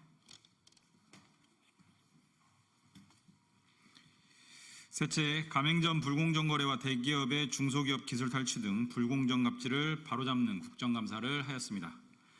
국감기간 신한카드의 핀테크 기업 기술 탈취 해결을 위한 상생협약을 했습니다. LG유플러스의 왓챠 기술 탈취 문제를 지적하였습니다. CJ 올리브영과 협력사의 상생협력도 추진했습니다. 국내 치킨의 일방적인 변동가격제의 문제점, 만쿠라, 만보당 등 백화점 등 특수상권에서 가맹점임에도 직영점 형태로 입점해 보호받지 못하는 가짜 직영점을 지적하고 대책을 촉구했습니다. 더본코리아의 연돈 볼카치 등 가맹 희망자에게 허위 가장 매출 정보를 제공하는 가맹사업의 문제를 지적했습니다. 기술 탈취와 불공정 해소를 위한 특허청, 중기부, 공정위 등 정부의 노력을 요구했습니다. 또 다른 수급 불안과 가격 변동성으로 생산자와 소비자 모두 고통받지만 오직 농산물 도매시장 도매법인만이 농산물 가격에 비례한 수수료 수치로 이익을 독식하는 문제를 지적했습니다. 공유미용실을 통한 골목상권 침탈 우려 등을 해소할 것을 요구하기도 하였습니다. 우리 사회에 대중소 상생을 침해하는 사례도 여전합니다. 기업은 물론이고 정부의 갑질도 지적했습니다. 일회용컵 라벨지 생산 피해 업체 등은 정부가 일회용컵 보증금제 전면 시행을 철회하면서 조폐공사는 계약서상에 라벨지 발주도 하지 않았고 이로 인한 업체들의 피해 금액은 75억에 달합니다. 을지로위원회의 주특기인 만큼 정부의 적극적 역할을 이끌어내고 사례별 중재와 해결을 통해 을들의 눈물을 닦고 관련 입법을 서두르겠습니다. 스타트업의 혁신 기술을 개발 의지가 꺾이지 않도록 기술 탈취 문제를 극복할 입법도 서두르겠습니다. 순천광양 곡성 구례을 권양엽입니다. 넷째, 전세 사기 피해자 지원의 현실화 방안 마련과 피해자의 소통을 강화하기 위해 노력하겠습니다. 피해 지원의 사각지대를 발굴하고 관리할 것을 요구했고 피해자 단체의 우려를 전달했으며 피해 예방을 위한 시스템의 한 단계 업그레이드를 제안했습니다. 그러나 피해자 지원의 사각지대는 여전히 남아 있습니다. 국감은 끝났지만 임대인과 임대사업자에 대한 정부와 지자체의 관리 감독 강화, 피해주택에 대한 지자체의 관리 및 하자 보수 지원 등 피해자 지원 강화, 주택 임대차 시장의 투명성 강화를 위한 제도 개선 등 전세 사기와 깡통 전세를 예방하기 위한 필요한 예산 확보와 입법을 통해 개선 방안을 마련하겠습니다. 다섯째, 자영업자의 대출 잔액은 1,060조 원으로 사상 최대치를 경신하였고 1인당 대출 잔액은 3억 4천만 원에 달합니다. 저소득 저신용인 취약 자영업자의 연체율은 2분기 연속 10%를 상회하는 등 자영업자의 부채에 대한 부실 우려가 확대되고 있습니다. 국정감사에서 농업인과 자영업자의 추심 고통을 가중시키는 농수산 신용보증기금의 연대보증제도 폐지를 요구했습니다. 또한 TMF 사태 피해자 업체들이 제기할 수 있도록 맞춤형 지원을 강력히 요청했습니다. 이를 통해 소상공인 진흥공단의 정책자금 대출 한도는 기존 1억 5천만 원에서 5억 원으로 상향되었고 부채 비율 등 대출 심사 기준을 완화하는 성과를 거두었습니다. TMF 사태 피해 업체들의 원활히 재기에 성공할 수 있도록 정부 대책의 사각지대가 발생하지 않도록 끝까지 살피겠습니다. 끝으로 소상공인 자영업자 위기 극복을 위한 내수 진작책의 필요성을 강조했습니다. 현재 만기 연장과 상환 유예 중심의 대책만 지속되면서 자영업 부채 문제에 대한 근본적인 대책이 부재합니다. 금융 지원을 넘어 내수 진작을 위한 정책이 시급히 마련되어야 합니다. 최근 발표된 카이스트 보고서에서도 재난지원금이 소상공인 매출을 4.5% 증가시키는 등 긍정적인 영향을 미친 것으로 확인되었습니다. 따라서 이번 국정감사에서 민생회복지원금을 포함한 실효성 있는 내수 진작책이 소상공인 자영업자 종합대책에 포함될 수 있도록 적극 촉구하였습니다. 이자 및 대출금 상환이 어려운 소상공인 자영업자의 채무조정, 빠르고 원활한 폐업 유도 및 재기 지원, 한계 소상공인을 위한 새출방 기금의 실효성 제고, 채무액에 따른 채무 관리 및 부실 우려 차주에 대한 관리 강화, 민생회복지원금 지급을 통한 소비 활성화를 위해 관련 예산 논의에서도 지키고 싸우겠습니다. 입법으로 소상공인 자영업자의 위기 극복을 돕겠습니다. 서영석 의원입니다. 더불어민주당 을지로위원회가 국민 여러분께 약속드립니다. 윤석열 정부의 무책임과 무도함이 국민의 고통을 가중시키고 대통령 배우자를 지키기 위해 정치를 실종시켜 약자의 어려움을 더 키우고 있습니다. 그러나 을지로위원회는 민생을 우선으로 국민의 삶이 무너지지 않도록 혼신의 노력을 하겠습니다.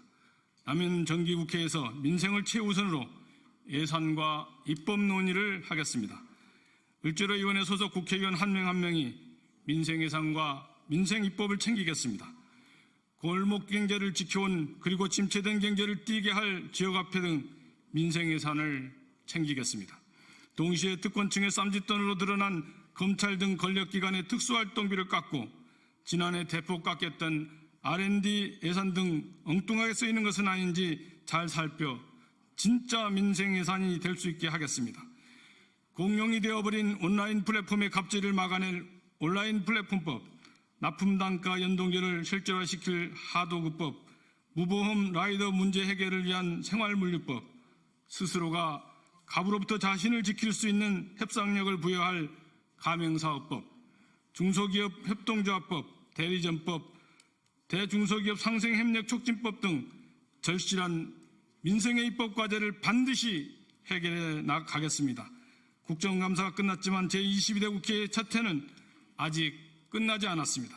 을지로위원회는 을을 살리기 위해 더 열심히, 더 절실히 뛰겠습니다. 2024년 10월 31일 더불어민주당 을을 지키는 민생실천위원회 국회의원 1동.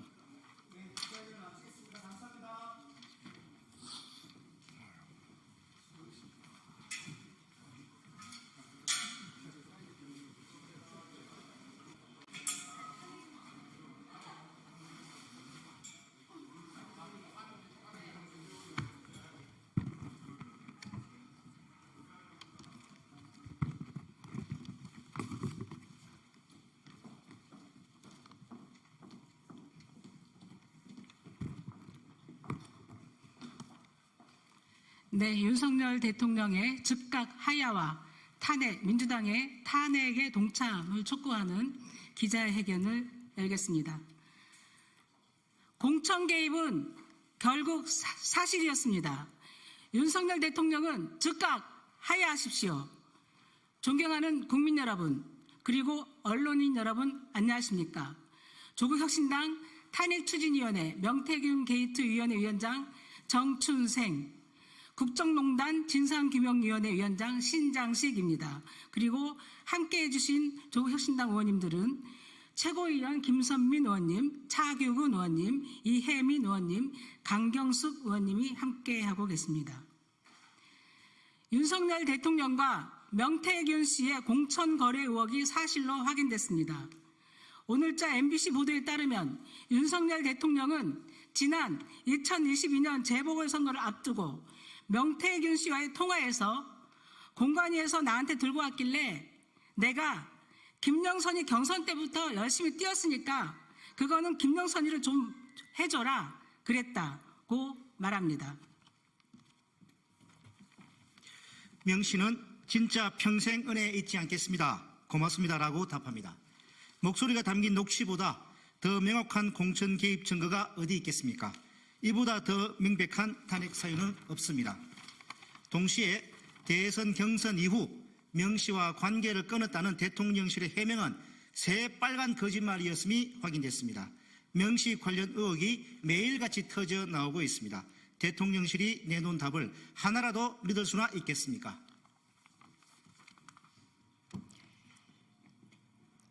앞서 윤석열, 김건희 부부는 대선을 앞두고 명 씨를 통해 총 81차례의 여론조사를 진행했고 그 비용은 3억 7천만 원에 달합니다.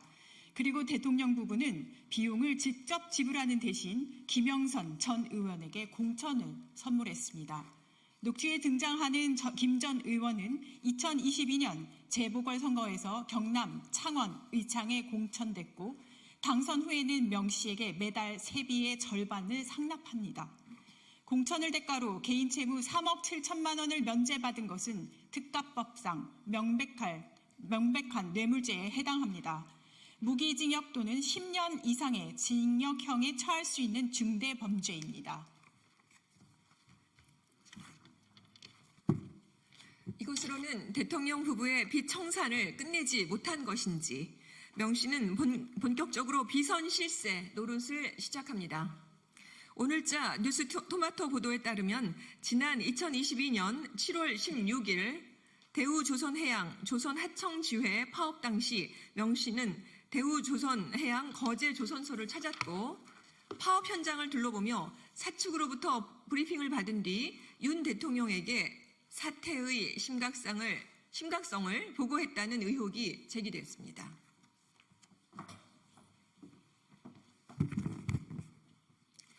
그리고 이틀 뒤인 2022년 7월 18일 윤 대통령은 대우조선 해양 파업에 대해 강경 대응 입장을 내놨습니다.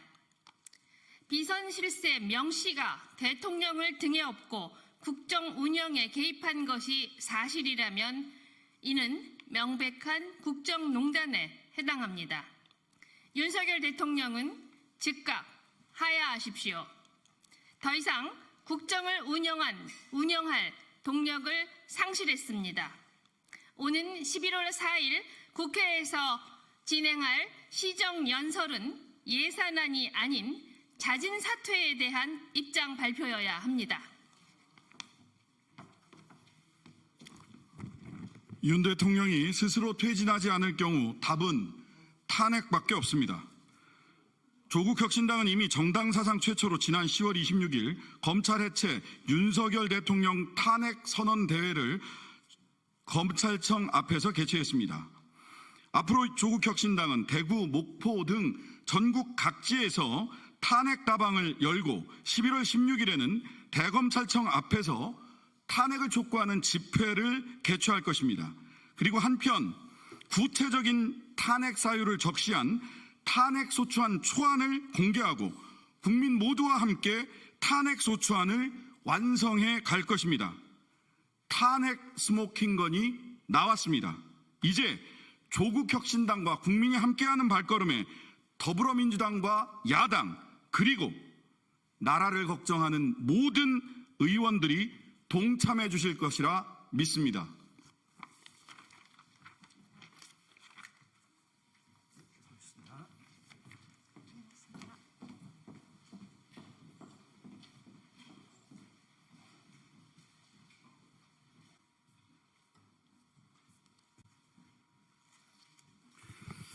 예, 국민의힘 정책의장 김상훈입니다. 예산안 본회의 단독 부의제도 폐지를 위한 민주당의 국회법 단독 강행 처리 관련 입장입니다. 더불어민주당이 오늘 국회 운영위원회 전체 회의에서 예산안 본회의 자동부의제도 폐지를 골자로 하는 국회법 개정안 단독 강행 처리를 예고했습니다. 박찬대 민주당 원내대표 겸 국회 운영위원장에게 촉구합니다. 국회법 단독 강행 처리를 지금이라도 중단해 주십시오. 예산안 자동부의제도는 위헌적이고 상습적인 예산안 처리 지연을 막기 위해서 여야 합의로 지난 2012년에 입법한 국회 선진화법의 핵심 내용입니다. 즉 예산안 자동부의제도 폐지는 사실상 국회 후진화법이라고 할 수 있습니다. 더불어민주당이 추진하고 있는 예산안 자동부의제도 폐지는 사실상 헌법상의 예산안 처리 시한인 회계연도 개시 30일 전까지 예산안 처리를 불가능하게 하는 위헌적 법안입니다. 민주당의 이러한 위헌적 의도대로 예산안 자동부의제도가 폐지된다면 예산안 처리가 헌법 시한을 넘겨 연말 또는 그 이후까지 지연될 것이고 민주당은 예산안 처리 지연을 무기로 막대한 포퓰리즘성 현금 살포 예산을 끼워 넣을 가능성이 농후합니다. 아울러 민주당은 예산안 자동부의 제도를 폐지하면서 본회의 자동부의 대상의 세입 예산안 부수 법안을 제외하는 내용도 포함시켰는데 민주당의 이런 시도는 헌법상 조세법률주의를 정면으로 역행하는 위헌적 행태입니다. 나아가 민주당의 위헌 예산안 자동부의제도 폐지는 중앙정부의 정상적인 예산 집행 지침 준비를 방해할 뿐만 아니라 광역기초의회의 지방예산 심사 기간까지 축소시켜 결국 정상적으로 새 예산이 집행되지 못하는 등 그 피해는 고스란히 국민 여러분께 전가될 것입니다. 이처럼 민주당의 예산안 자동부의제도 폐지 등 위헌적 행태는 국회 후진화법이자 국가 예산 마비 시도이고 사실상 신종 이재명 예산 방탄이라고도 할 수 있을 것입니다. 국민의힘은 예산안 자동부의제도 폐지 등 신종 이재명 예산 방탄 행태에 대해 헌법과 국회법 절차에 따라 반드시 저지할 것입니다. 이상입니다.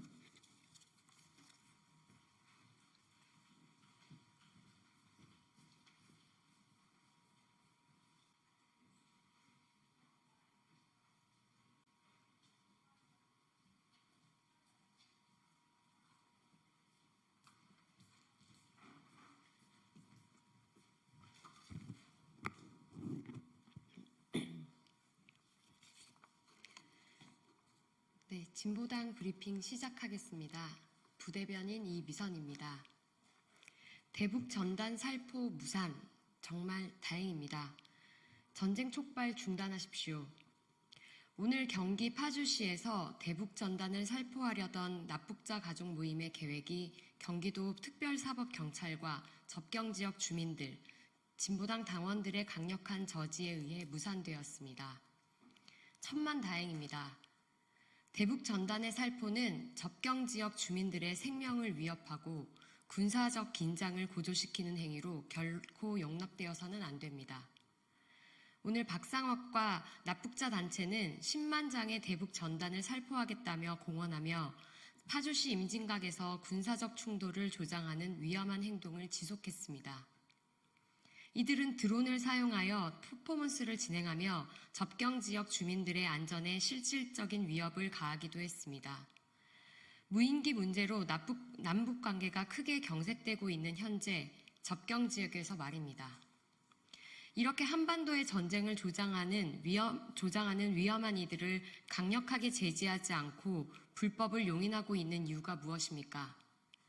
이들의 표현의 자유를 운운하며 국민들의 안전을 위협해도 된다는 말입니까?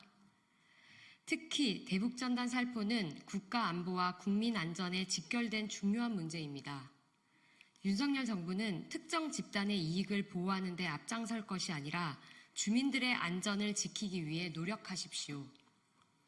오늘 살포를 취소한 이들이 조만간 다시 공개 살포하겠다고 예고했습니다. 박상학과 납북자 단체가 이렇게 활개치며 전쟁 조장으로 장사하도록 그냥 내버려둬서는 안 됩니다. 위법임을 다시 한번 명확히 해야 하며 법적 제지와 강력한 처벌이 이루어져야 합니다. 진보당이 대북전단 살포를 중단시키고 한반도 전쟁을 막아내도록 관련 법안과 세부적인 조치 마련을 위해 계속 힘쓰겠습니다. 두 번째 브리핑 드리겠습니다. 한국진보연대 압수수색, 국면 전환용 공안 탄압 당장 중단하십시오. 어제 오전 한국진보연대 한충록 상임공동대표의 집과 사무실에 대한 경찰의 압수수색이 있었습니다. 수십 명의 경찰이 동원되어 사무실이 봉쇄되고 먼지 털듯 조사하는 행위는 시민사회를 위축시키려는 정권의 반민주적인 수작이었습니다. 이번 압수수색의 이유는 과거 남북교류식이 발간된 책이라고 합니다. 당시에는 합법적이었던 것이 왜 지금은 불법인지 납득할 수 없습니다. 그때와 지금의 차이는 윤석열 대통령으로 대통령이 바뀌었고 국정농단으로 국정이 어지럽다는 것, 민생은 돌보지 않아 경제가 파탄나고 있으며 남북관계는 경색되어 전쟁 위기 국면이라는 것입니다. 그 국정 위기를 타개하고자 정권은 다시 국가보안법이라는 악법으로 정치적 반대 세력을 억압하려고 합니다. 너무나도 뻔한 수법입니다. 지난 2008년 광우병 쇠고기 수입 반대로 국민적 요구가 거세던 당시 이명박 정권은 한국진보연대를 압수수색했습니다.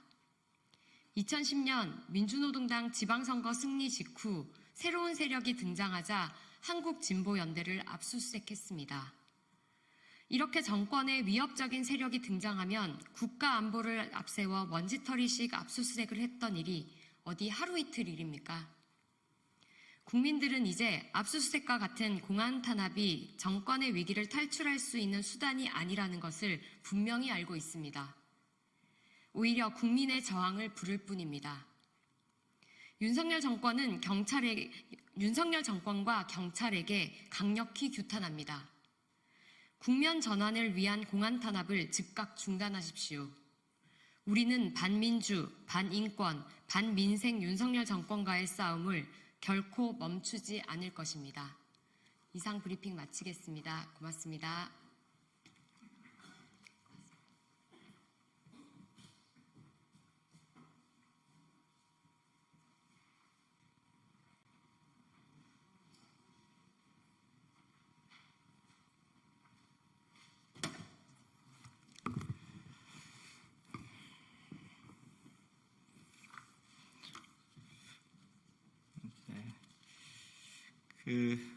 대변인 시절에는 그래도 소통을 자주 왔는데 그래서 기자님들 자주 뵐 수 있는 기회가 있었는데 22대 국회에 대해서 단독 기자회견하면서 이런 내용으로 기자하는 것에 대해서 매우 착잡하네요.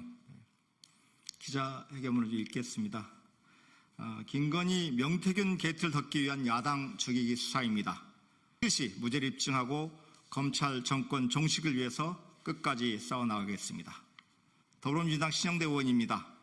검찰이 저를 상대로 구속영장을 청구했습니다. 새만금 수상 태양광 사업의 대가로 뇌물을 받았다는 것과 총선 경선 과정에서 선거법을 위반하며 여론 조작에 관여했다는 것입니다. 분명히 말씀드립니다. 명백한 사실이 아닙니다. 뇌물수수 건은 진술만 있습니다. 뇌물 사건에 은밀하다는 특성이 있는데 구속된 피의자의 진술을 100% 신뢰할 수 없는데도 불구하고 압박된 진술만으로 결론을 내는 것은 이것은 이치에 맞지 않습니다. 게다가 뇌물을 주면 제가 다 받아야 되는 거지 왜 일부를 남에게 나눠주라고 했겠습니까? 불가능하고 비상식적인 내용을 가지고 검찰은 1억 원 뇌물을 받은 현금을 받은 관계자를 구속시켜 압박하고 수차례 진술보복을 통해 받아낸 진술만을 인정하고 있습니다.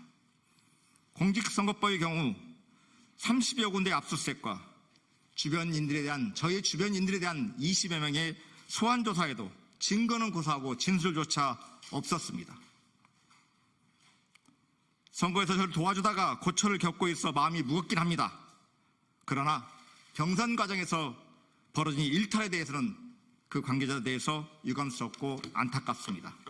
그러나 진술도 없는 상황에서 어떻게든 저를 잡겠다고 하니 아무리 검찰이 막장이라고 해도 이럴 수는 없습니다.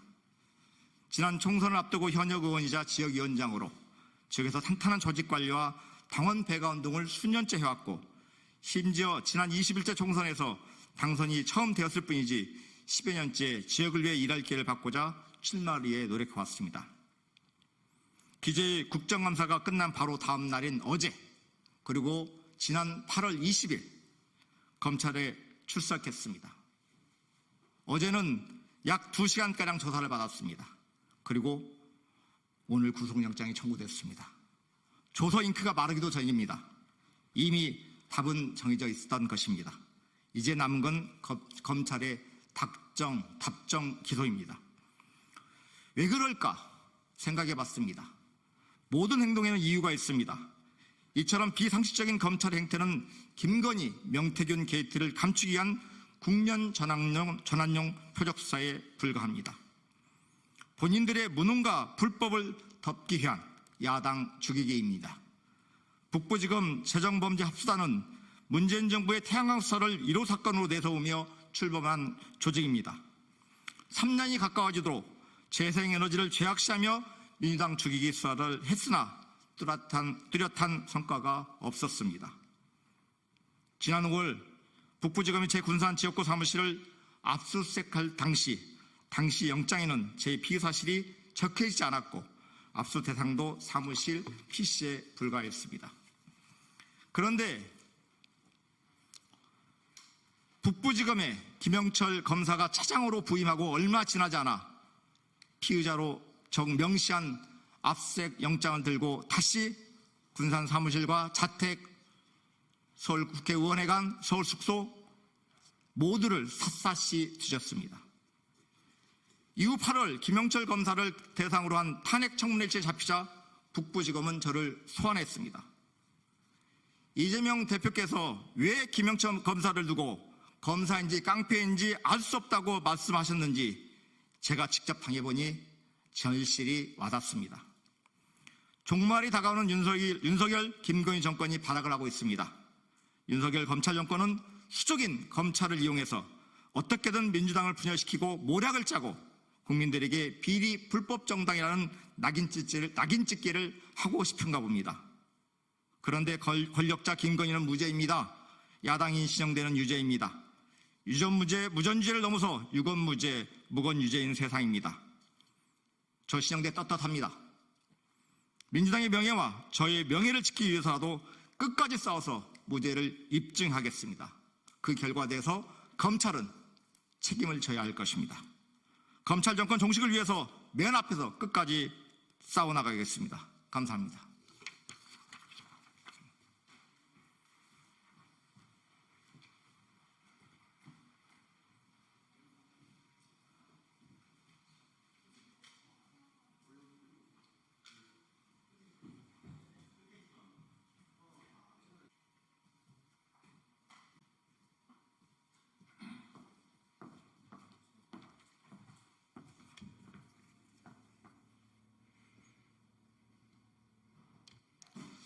예, 더불어민주당 수석대변인 조승래 의원입니다.